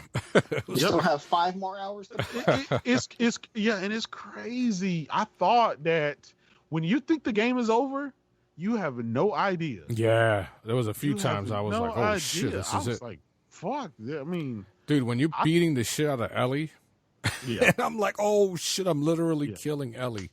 Yeah. So. Yeah, that's kind of something like soldiers thought was going to happen in Halo 5. Like, we were going to be the ones killing Master Chief. But no, we didn't. Now, I'm sure Naughty Dog thought of this, but maybe they didn't do it because maybe it wouldn't have been as impactful. I thought maybe they would have made us kill Joe as Abby. Like, make the final, hit square for the final swing. I was like waiting. I was like, please don't tell me I'm going to have to do this shit. But no, they didn't. I'm kind of surprised they didn't. I would love to know why. But, yeah, I thought they were going to make us do that. I was like, fuck. You know how many people would have just still been on that part of the game because they didn't want to press that button? Yeah, I'm sure eventually she would have done it on her own. So yeah. Let's just change things up really quick. Number one, a lot of people made rent money with The Last of Us 2. I haven't seen a game. You know how YouTube recommends videos. I've gotten so many recommendations for these negative videos, and it's all the same shit, like all the glorified clickbait titles, and I'm like, Jesus, these guys got nothing else to talk about. But it's the hot topic, and we know why. So eventually, they're going to have to find something new to talk about. But once again, going back to what Naughty Dog decided to do, you got to commend them, and that's the sign of a true artist. Because you can't please everybody. They could have taken the heroic way with Joel, and people would have been pissed off either way. Then you have the crowd that would have found something, no matter what, to try to critique about this game. And we know what crowd that is. Mm-hmm. And so it's just great that once again at the end of a life cycle, Naughty Dog delivered. They did it with the PS3, and they did it once again with the PS4. And it's going to be tough for them to beat this particular game. So whatever they come up with next, it's going to be, it has to be like some next level shit. And of course, they're going to focus on the next generation console. And that's the way it's supposed to be. And the reason why I'm bringing this up is because the rumors of the Lockhart, which is supposed to be a low budget Xbox, well, a low budget next generation Xbox. And once again, it comes down to the creator with a vision, letting these people with a vision create the things they want to create. And it seems like Microsoft, or Xbox in this case, is afraid to just have one SKU and leave it at that and have the developers and the users get accustomed to having that one SKU, which is supposed to be this almighty powerful machine, and giving the developers, their fellow creators, all the fucking tools they need to make something that can compete with what The Last of Us did. You know what I mean? With what Naughty Dog did. So once again, it seems like Microsoft, Xbox, because Microsoft's huge. It seems like Xbox is going to be in another situation where it's going to wear itself thin because there's going to be too many iterations of a console and too many choices. Not choices, but you're just giving the developers more work because now they got to develop and cater to a lower console. It's like the 6th console. It's annoying. Jay, just like you, I teased the Xbox. Mainly I teased the fanatical base because they are ridiculous. It's like some of the stuff, you could tell when some of them are trolling and doing it so they can get a reaction. Most of the times it's to get a laugh. But then you got these people who, I don't know if you guys saw that there was one guy who put like this fucking speech on Twitter, like, don't let the negative stuff surrounding us get to you. July's gonna be our time, and I was like, this motherfucker thinks he's William Wallace from fucking Braveheart, Yeah. So I make fun of them because I got my start on Xbox, and I was a fucking huge fan. So there's a difference between a fan, someone who absolutely likes the brand and prefers that brand and that ecosystem, but wants to see it do better. And then there's the difference between these fanatical guys. So those are the ones that JayDub makes fun of, I make fun of. But seeing them succumb, I mean, we don't know. This is just something that, somebody saw, and there's been speculation. There's a strong possibility this shit could come out, man. And I'm kind of pissed off at that. What do you think about it, Jay? I don't know, man. All I'm going to say is people will be people. More runs will be more runs. This gaming community is something different, man. And I think I was talking about this to you guys before the show started. There are some people that they're not gamers. They're in the community, but they're not gamers. They like meddling and dabbling in the gaming community, but they're not gamers. Some of them are clout chasers. They like the attention. Yeah. Some of them like the attention. Some of them just like to spread crazy stuff. And it's like, why are you even here? I've never seen you play a game. You got low gamer score, low trophy score. Like, why are you even here? Find another community, go and just sit in. And you get to make 20 and 30 accounts a day. Mm-hmm. Like, what kind of sick individual is like that? But I realize there's a lot of people like that. Yeah. Gaming, our gaming community, the one we all love and adore, are a bunch of open people that will open the doors and let you in. I mean, you see people, buy one console and they've been there for a long time, and then they switch and get another one, and the other community open them with arms wide open. So you see a bunch of stuff, right? That's kind of this community is kind of pretty open. But I think the asshats they come and infiltrate the gaming community, and they spread all kind of nonsense, and they're just there to spoil stuff. They're just there to make somebody else's, no matter what it is. It can be about politics. It can be about gaming or whatever. They're just there. Mm-hmm.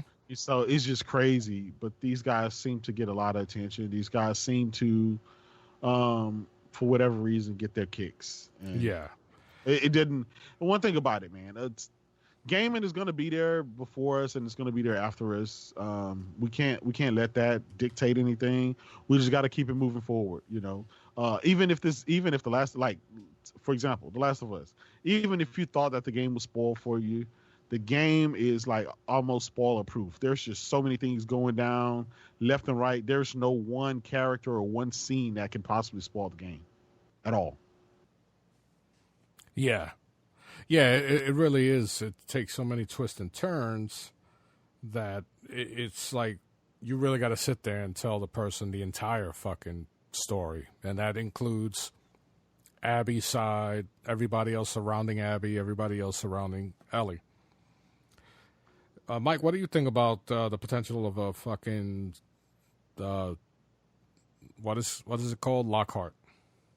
I think it's stupid, man. There's already so many Xboxes out. Why do they need another one? Especially if it's just gonna play the same exact games. Like, and it wasn't. Didn't it say it's gonna be like 4 teraflops or some shit, which is like less than what this One X has. Well, supposedly, yeah. Supposedly, it's because it's RDNA 2. It has better instruction sets and it's more efficient, so that makes it more powerful. But I don't see how. So they're basically admitting with this console that the flops don't matter. Pretty much. When all the touting is 12 teraflops with the Series X. That's the quagmire with the Xbox community, right? They're caught between a rock and a hard place. They want the world's most powerful console again, but they know the bulk of the people aren't going to buy it. So they also want a cheaper system that's lower powered that most people will probably buy, just to say we got the weakest and we got the powerful. Yeah, and that's crazy. And they act like that's going to change at all. We are right now in this generation. We got the weakest, and we got the most powerful, and we got a mid grade, and the most powerful isn't winning. Nope. And it's not, and it's not because of the power. That's it's the creators and the developers, man. Like you know, we just talked about it for like 2 hours. That the Last of Us can be played on a base PS4, and it's like the best looking game ever made. Like it just comes down to the talent, which is I don't understand why what Microsoft is doing with the Xbox, because it doesn't make sense to me that they're not going to have exclusive games for the Series X until 2 years into its life cycle. It's like there's no need to buy one. Like, I have a One X, I'll be able to play every game that comes out, like, in the next couple of years. Like, what's the purpose of this thing? I don't understand. Yeah. Just to say that you have it, like, big deal. Like, I don't need to spend $500 more on this thing when I already have a One X that I don't even fucking play because, there isn't any games to play on it.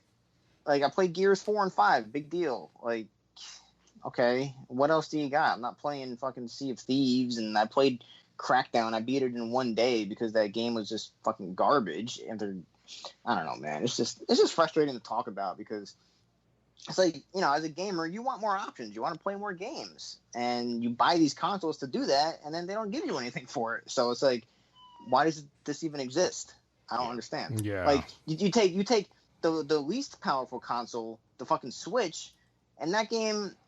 The year it was released, it had 2 Game of the Year nominees. It's like, it had Zelda and Mario. And on inferior hardware. Yeah, and that's the thing. Like, Nintendo doesn't care about the power. They're like, we're going to give you a good-ass game, and it may look cartoony, but it's going to be fucking amazing. Look at and once again, Animal Crossing. Yeah, once again, it's the creator creating their vision. They're like, you know what? You're not going to like what we're doing, but when you play it, you'll see where we're coming from. And that's something that Xbox used to do. Why can't they do it again? Maybe they'll do it with Ninja Theory, but we're talking about AAA large-scale games like The Last of Us 2, like Animal Crossing. Granted, Animal Crossing is nothing to look at when compared to Last of Us 2, but people are playing the shit out of it. Yeah, I mean, everybody I know. It's a very addictive. It's not my kind of game. I've never played it. Yeah, not mine either. Hearing people play it, fucking Eddie loves this shit. Jay plays it, right, Jay? Yep. Yeah, so it's like, people that like you wouldn't think that would play this game are playing it and loving it. It's just like. People make fun of Animal Crossing, dude. It's like fucking addicting. People love this shit. Same thing with Pokemon. Yeah, it's fucking a little kid game, but it's just you just like catching those Pokemon and just having fun. That's what it comes down to, is having fun. It's here's the narrative, right? Here's the thing. Guys don't want to admit that their console have has a lack of quality and polish. And so they'll mask it by hardware, or hiding behind Halo, Gears, and Forza. Whereas everybody else are getting brand new IPs. They're supporting previous IPs, and there's a bunch of indies. There's a bunch of diverse. There's VR. There's everything else. But it's 2020, man. It's time out for it. We just have to accept the fact that there's a fan base out there that don't really care what Microsoft gives them as far as quality wise. As long as it's something that can try to outshine PlayStation or Sony or whatever. Again, as a gamer, I tell people I only care about the games. I don't care about the money that the company makes. I don't care about any of that fluff. Yeah. Games, just give me the games. I don't care. T-flops, no T-flops. And they'll find anything. They'll find anything to use against PlayStation. Oh, anything. Microsoft is the world's, and I keep telling them, you rep the world's richest company, but they're last place in gaming. Yeah. And you're in the gaming community. Yep. So how can you defend a company that has all this money and yet is doing so little when it comes to gaming? They don't seem to care about their gaming division at all. I mean, you can whatever Phil Spencer says about anything. Yeah, I don't believe anything they say anymore. They've been saying since 2013 when the fucking Xbox One came out that we got all these games in development. We bought all these studios. World premiere. Yeah, remember Aaron Greenberg was like games. Listen, how many times have you guys seen me post the list of Phil Spencer quotes from every E3? Like clockwork. Dude, that was funny, bro. Listen, those are his quotes, and nobody can deny him. Yep. Every single very cut and dry one from 2014 all the way to 2019. Promises, and each one of those failed. Now here we are in 2020, and guys are still waiting for July. And I hate to say it. I hope he knocks it out the park. I really hope he delivers the time. But come on, 7 years straight. What's the chances of that not being like the previous ones? Not, how can you compete with Spider-Man? How can you compete with Gran Turismo? How can you compete with Horizon Zero Dawn? Yeah. The lineup Sony has coming is just brutal, man. And they haven't even finished showing their hands. Just those 3 games I named, right? I don't understand. I know you've been busting people's balls about Halo Infinite having to be like the melting faces. Like I saw you and a few other people say that, and it's true. Like Halo Infinite has to, like for me, I'm a little more forgiving because I'm a huge Halo fan. So to me, if Halo Infinite is better than Halo 3, then I'm good. That's a win.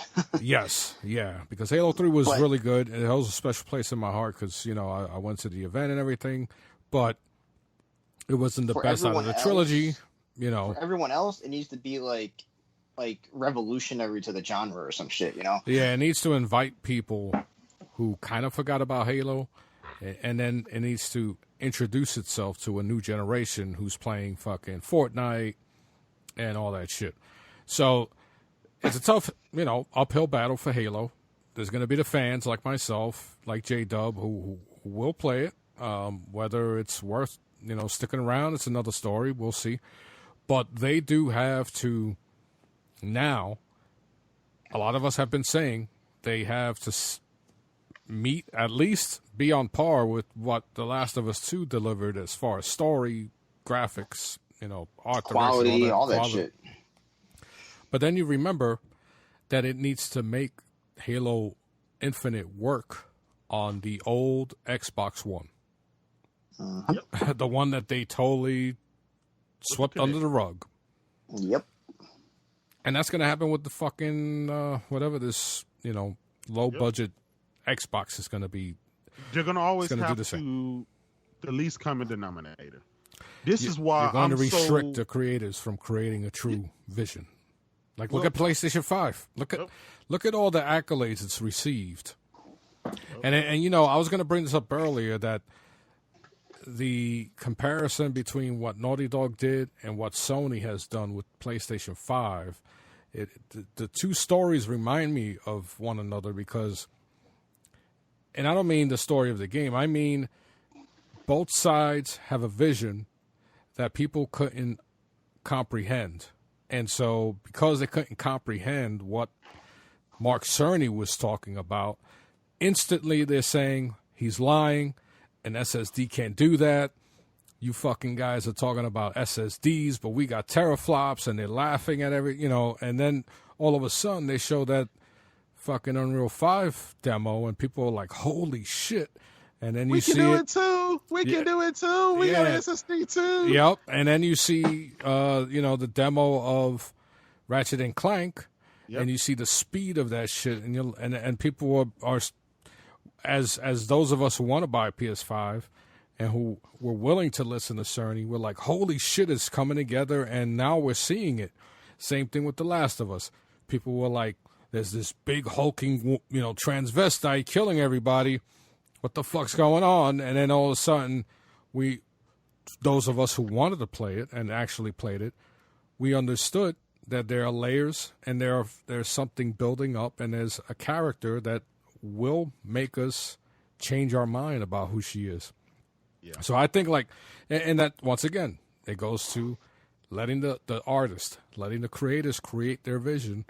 And you see Sony doing something totally different with consoles that's going to change PC architecture, by the way, how PC games are developed for. And once again, Xbox is going to be sitting in a position where they truly can't take advantage of that Series X. Okay, so here's the thing about that, right? Yeah. If this July, if this event if it underwhelms, will guys say, well, wait to next gen? Or will guys say, wait to next E3? They will, dude. What's going to be the narratives? Because I remember before the last Inside Xbox, guys said, oh, yeah, wait to Inside Xbox. They're going to show you gameplay, and it's going to kill. Inside Xbox happened, in 5 minutes after the show, Microsoft was apologizing. So we've been doing this whole rigmarole for the last 7 years. That's why I keep posting those quotes. Because, guys, as an Xbox gamer too, we collectively have been disappointed every single year with Microsoft. And here it is, another generation. They're trying to sell you another expensive, world's most powerful console, and they don't have the software that really just brings it in for you or really does it for you. There are some games, right, some multi-plats that people will settle for, but it's more of a settlement. Now, people, they have to settle. You really are compromising yourself to fit the narratives of this company. And and I also know some guys say, well, Phil Spencer said it's going to take a couple of years for the studios to develop games. Well, let that be that. Just say, look, just like myself, I'm not going to buy an X Series X until they show me some compelling software that fits what I'm looking for. And I said this openly on Twitter. I hope the July event reveals Xbox Series X games that look better or even on par with The Last of Us 2. Yeah. Because with 12 T-flops, you have a 8 teraflop advantage over the PS4 Pro. There is nowhere in the world, let's say 10 T-flop advantage over the Slim, the PlayStation Slim. Yep. There is no way a game on the PlayStation 4 Slim should look better or even equal to something running on 12 T-flops if it's all about the power. Yeah. And I know guys are going to say, oh, well, it's 120 frames, 60 frames. It's pick and choose. What is it? Is it resolution? Is it because graphics is not resolution. Graphics is not frames. Mm-hmm. It's the art. It's the artistry. It's taking advantage, and it's doing things that couldn't or shouldn't be possible. Yeah, like the next Ninja Theory game, Sauna's, I forgot the... Senua. Hellblade 2. Yeah, Hellblade 2, I'll just call it that. That's a closed corridor game. Well, the first one was very closed corridor, and there's no reason why that can't look like phenomenal. Yeah, exactly. Listen, at worst, right, it's going to look the same. At worst, they should be able to improve on that game. That game looked great. It was an indie game, but it looked great. Yes, it was a small, closed quarter game. I'm not going to take that from it, but I would hope 12 T-Flops would make that game look better than what it ran on the PlayStation. And once again, it was the sound that really made that game. Yes, gameplay was very, very straightforward. There weren't too many enemies on each level. A lot of times it was just you against one enemy. But once again, that hypocrite, what do you call that? Hypocrisy. Yeah, hypocrisy. Where when it was a PlayStation exclusive, they called it a walking simulator. And then all of a sudden now they're like, oh my God, we can't wait for Hellblade 2. So the first one came out on Xbox too, like a year later. Yeah. To be fair, all that shit went away. To be fair, these guys have a reputation of not buying games or supporting games anyway. Yeah, that's true. That's true. Capcom went out on a limb and said that only 6% of that fan base actually buys their games, which is pretty embarrassing. So, all these Resident Evils, all of these Devil May Cries, and all of these games that the guys yell and scream about, these guys don't buy them and support them. Well, to be fair, those particular titles are like PlayStation mainstays, so there's more history. Maybe true, but that's no excuse, especially when when your platform don't have exclusives. Yep, you should be buying them. You should be buying them, right? Listen, when they came out and showed the Yakuza game, the guys screaming, hey, we got a Yakuza. Well, watch how many people actually buy and support that game. It's not going to be many. Is it on Game Pass too? They'll try it on Game Pass.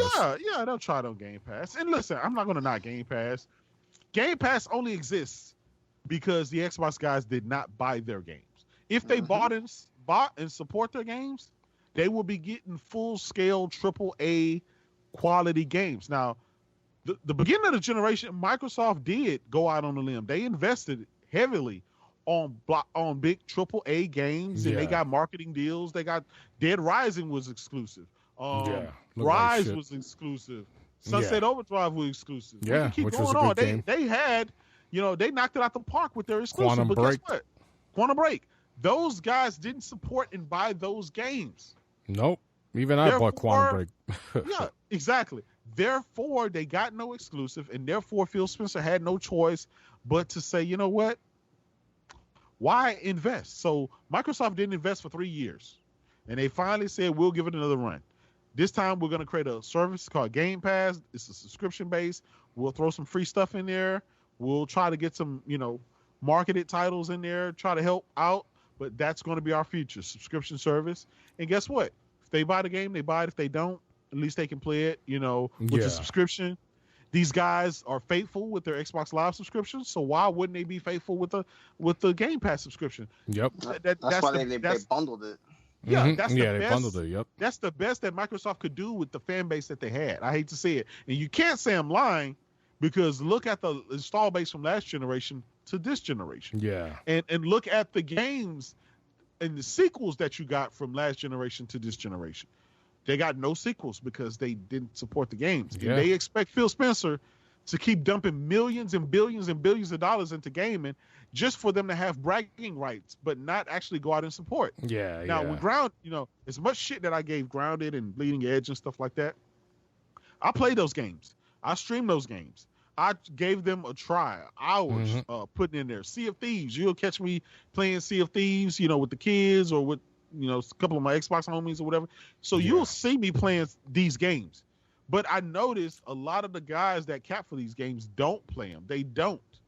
They want the bragging rights of saying, hey, we got, 60,000 people playing Sea of Thieves. Take that, Sony. That's the dopamine kicking in for them. That's what excites them. Playing Last of Us. Yeah. and I think Phil Spencer, it's well known, right? And he keeps saying, look, we're not competing with Sony. They're not our competitors. We want to go in a different direction, and that's the direction he's going. But I don't think the fanboys can adjust to that. Adjust to the fact that Microsoft has accepted the fact that they can't compete with Sony when it comes to games. They can't. Yeah, Microsoft has gotten into gaming because of Sony. They wanted to shut Sony down. They wanted to shut Apple down with their music player. They wanted to shut Apple down with their music service. They wanted to fucking monopolize everything. Yeah, tablets. You know, they try with hardware. You know, they do pretty decent with the computer hardware. But their thing is Windows is in every fucking industry. Like, maybe not as much as like movie or creative industry, but schools, there's a lot of Windows machines. Corporate, there's a lot of Windows machines, and of course their cloud service is getting huge, and you saw that in full effect during COVID-19.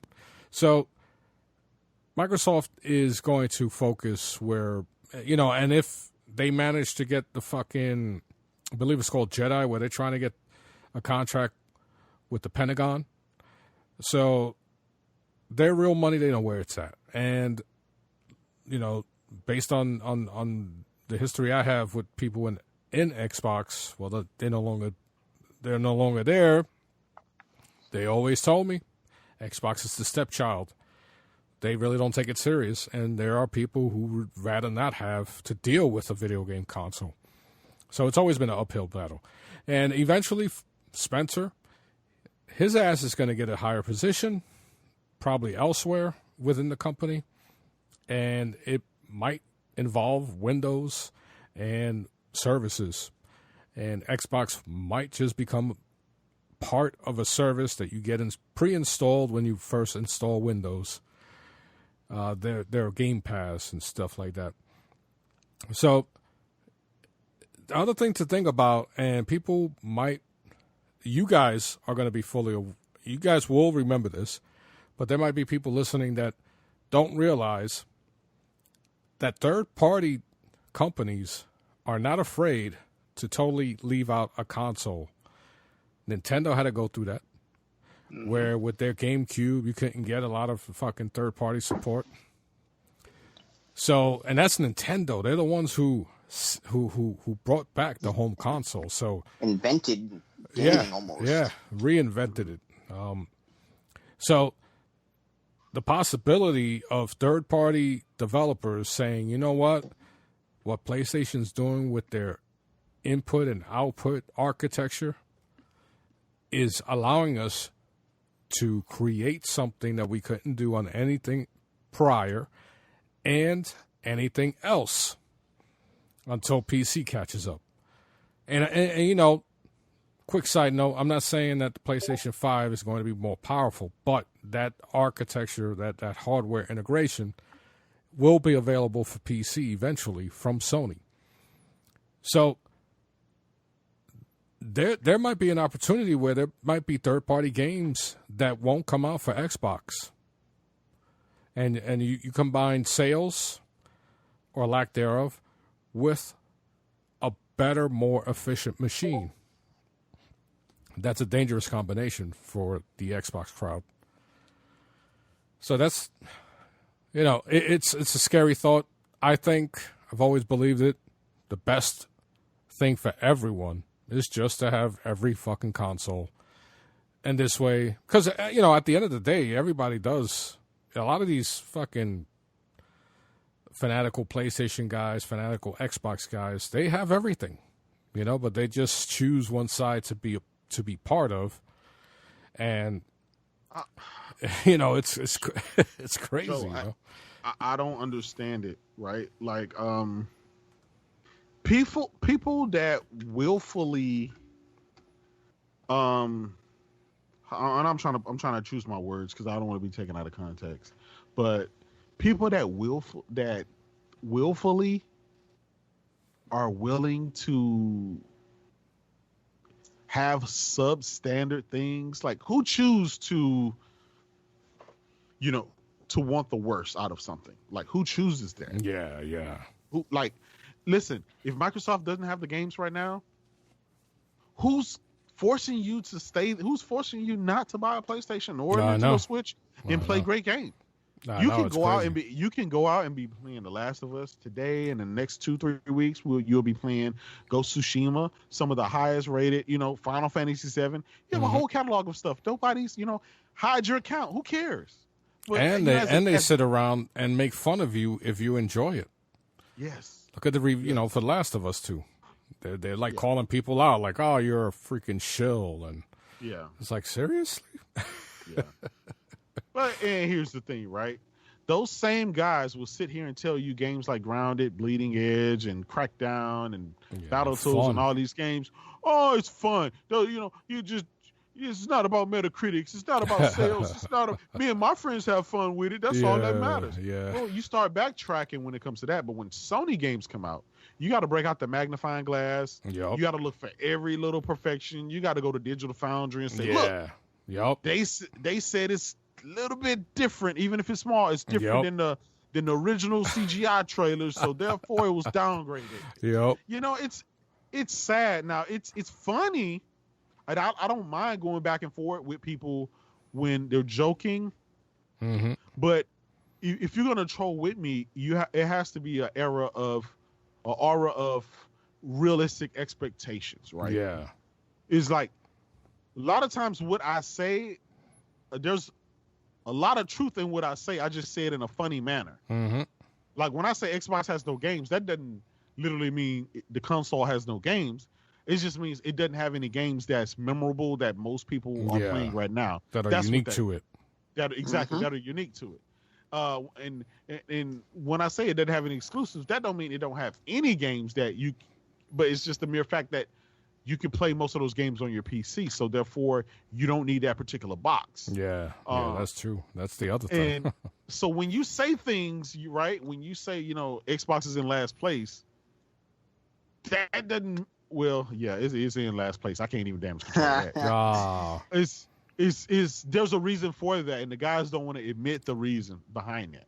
They want to go back, because it was about power back in 2013. It's like, okay, that was for 3 years, and then what? Okay, and what happened when the X came out? Yep. Or the S. The S had all the games upscaled to 4K. What happened with that? The S had HDR. What happened to that? What happened to all these advantages that you hyped up about all of this stuff? And they're doing the same thing with the X Series X. It's going to be 4K, 120, 8K support, and all this stuff, right? And then the first game they announced for the X Series X is Assassin's Creed at 30 frames a second.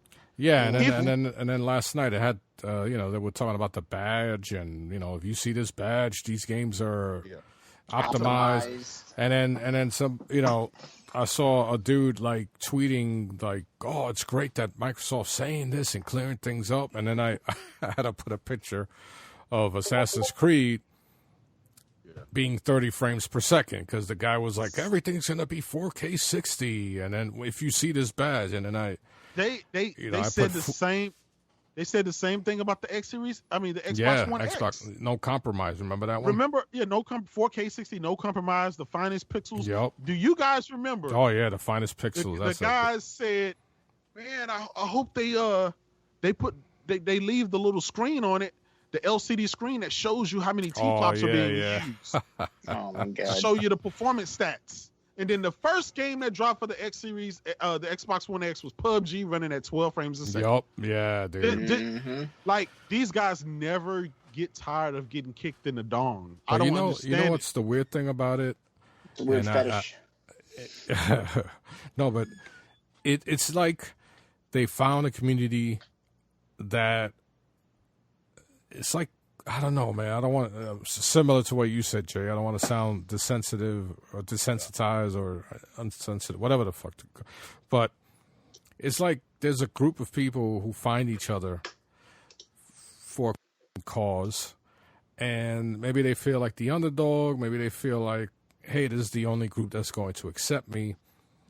And then that group happens to be very easily manipulated with words and with figures that they deem to be popular or have some type of authority over them.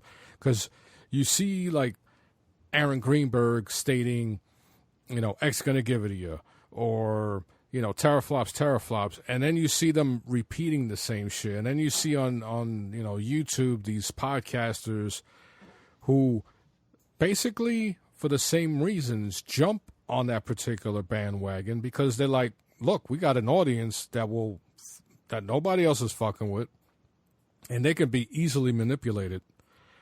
Because if you see these fucking dudes, I don't want to say their podcasts, but it's, it starts with 3 letters.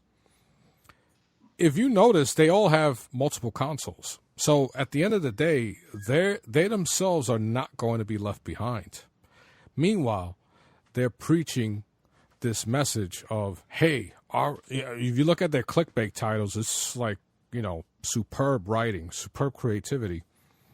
And they're like, special feature found nowhere else, only on Xbox.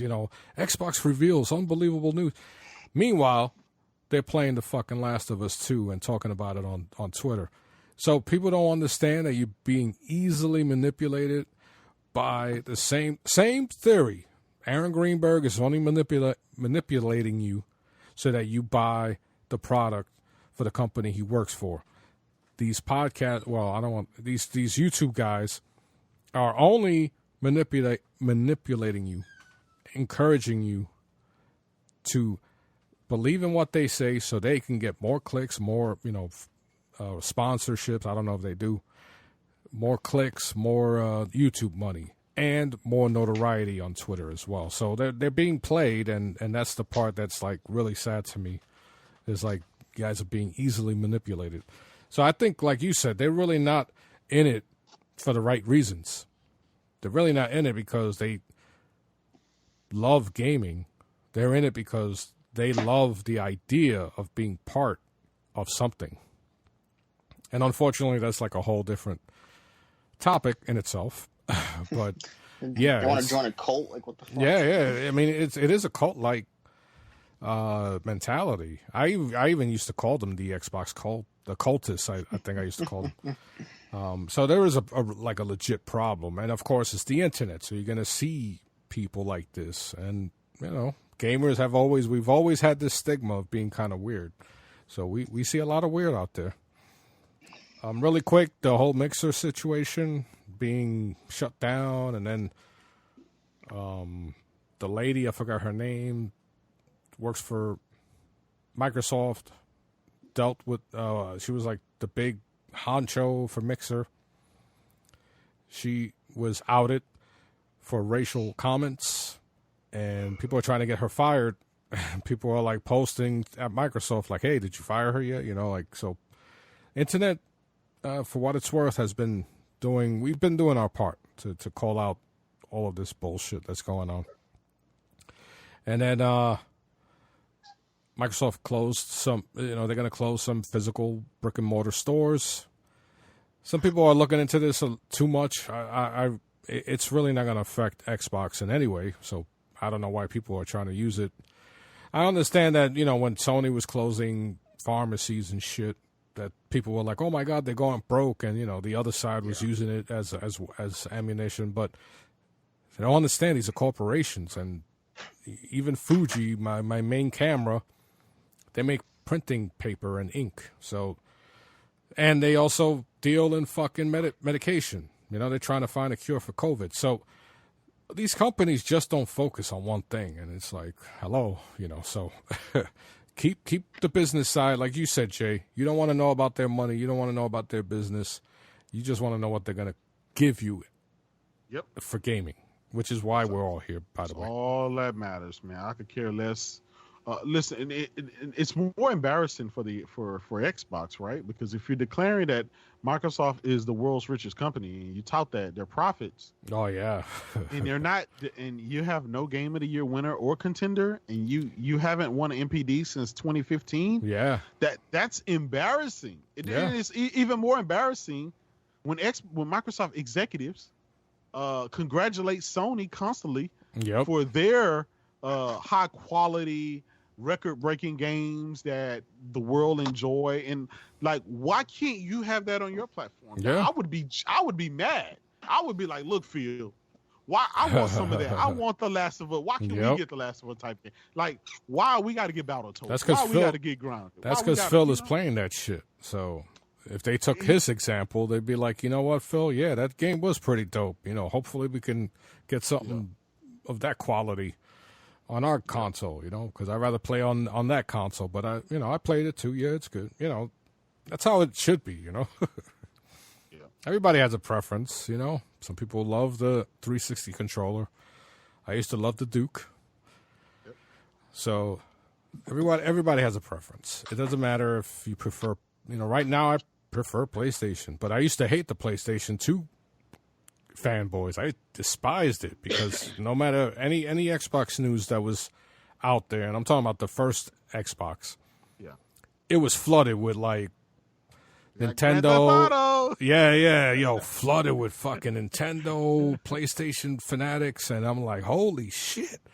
And this is when I was writing for sites, so, you know, in our sites, we didn't really see it, but if I went somewhere else, try to find some Xbox information, I'd see these console wars. I'm like, holy shit, these guys are crazy.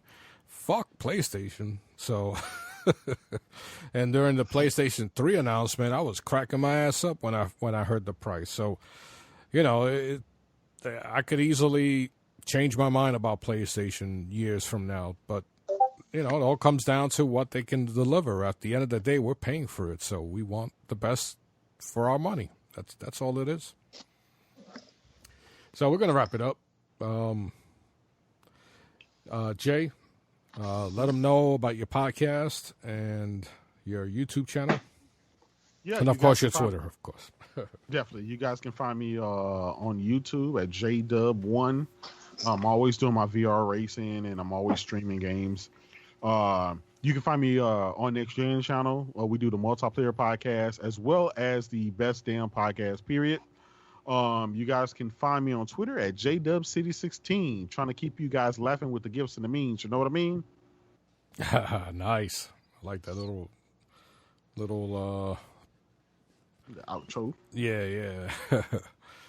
And Mike, what about you? I don't really have much as far as social media goes, man. I mean, you can follow me on Twitter if you want. Savage0145. I don't really tweet that much, but you know, I'm there. So yeah, that's about all I got. I mean, I'm just glad I get to come on here and chat with you guys every now and then. I'm not big in the industry, but I know you guys, so that's good enough for me. By the way, man, you know, I didn't want to bring it up earlier, but, you know, there's been a lot of sexual harassment cases coming up. You know, the Me Too movement has resurfaced within the video game industry. And as someone who was very involved in the industry, I'm not surprised because I saw behavior that was questionable. And I saw how some of these people in positions carry themselves. They really love the attention. They really love people to kiss their ass. And, of course, I wasn't down with all that bullshit. So that explains why I'm not, you know, after a while I stopped. But I'm not surprised at some of these allegations. And some of them, the information that's been brought out has really caught quite a stir. And there are people out there still posting links, still retweeting certain stories. But then there's other people who are staying really fucking quiet. And we know that these outlets have benefited from being very loyal to these particular companies that are, and these people that are being called out. So it's a shame because you see the double standard, you see the hypocrisy, and those are the people we need to call out, because if they're in positions where they have the numbers to really make a positive statement or make people aware of these things happening, and they don't use that power, they don't use the stage they've been given, then they're part of the problem as well. So If you see links out there, if you're on Twitter or, if you're in any video game community and you see links out there of women coming out, don't make fun of them. Don't fucking question them. Listen to their stories and then follow the story and you'll get to the truth.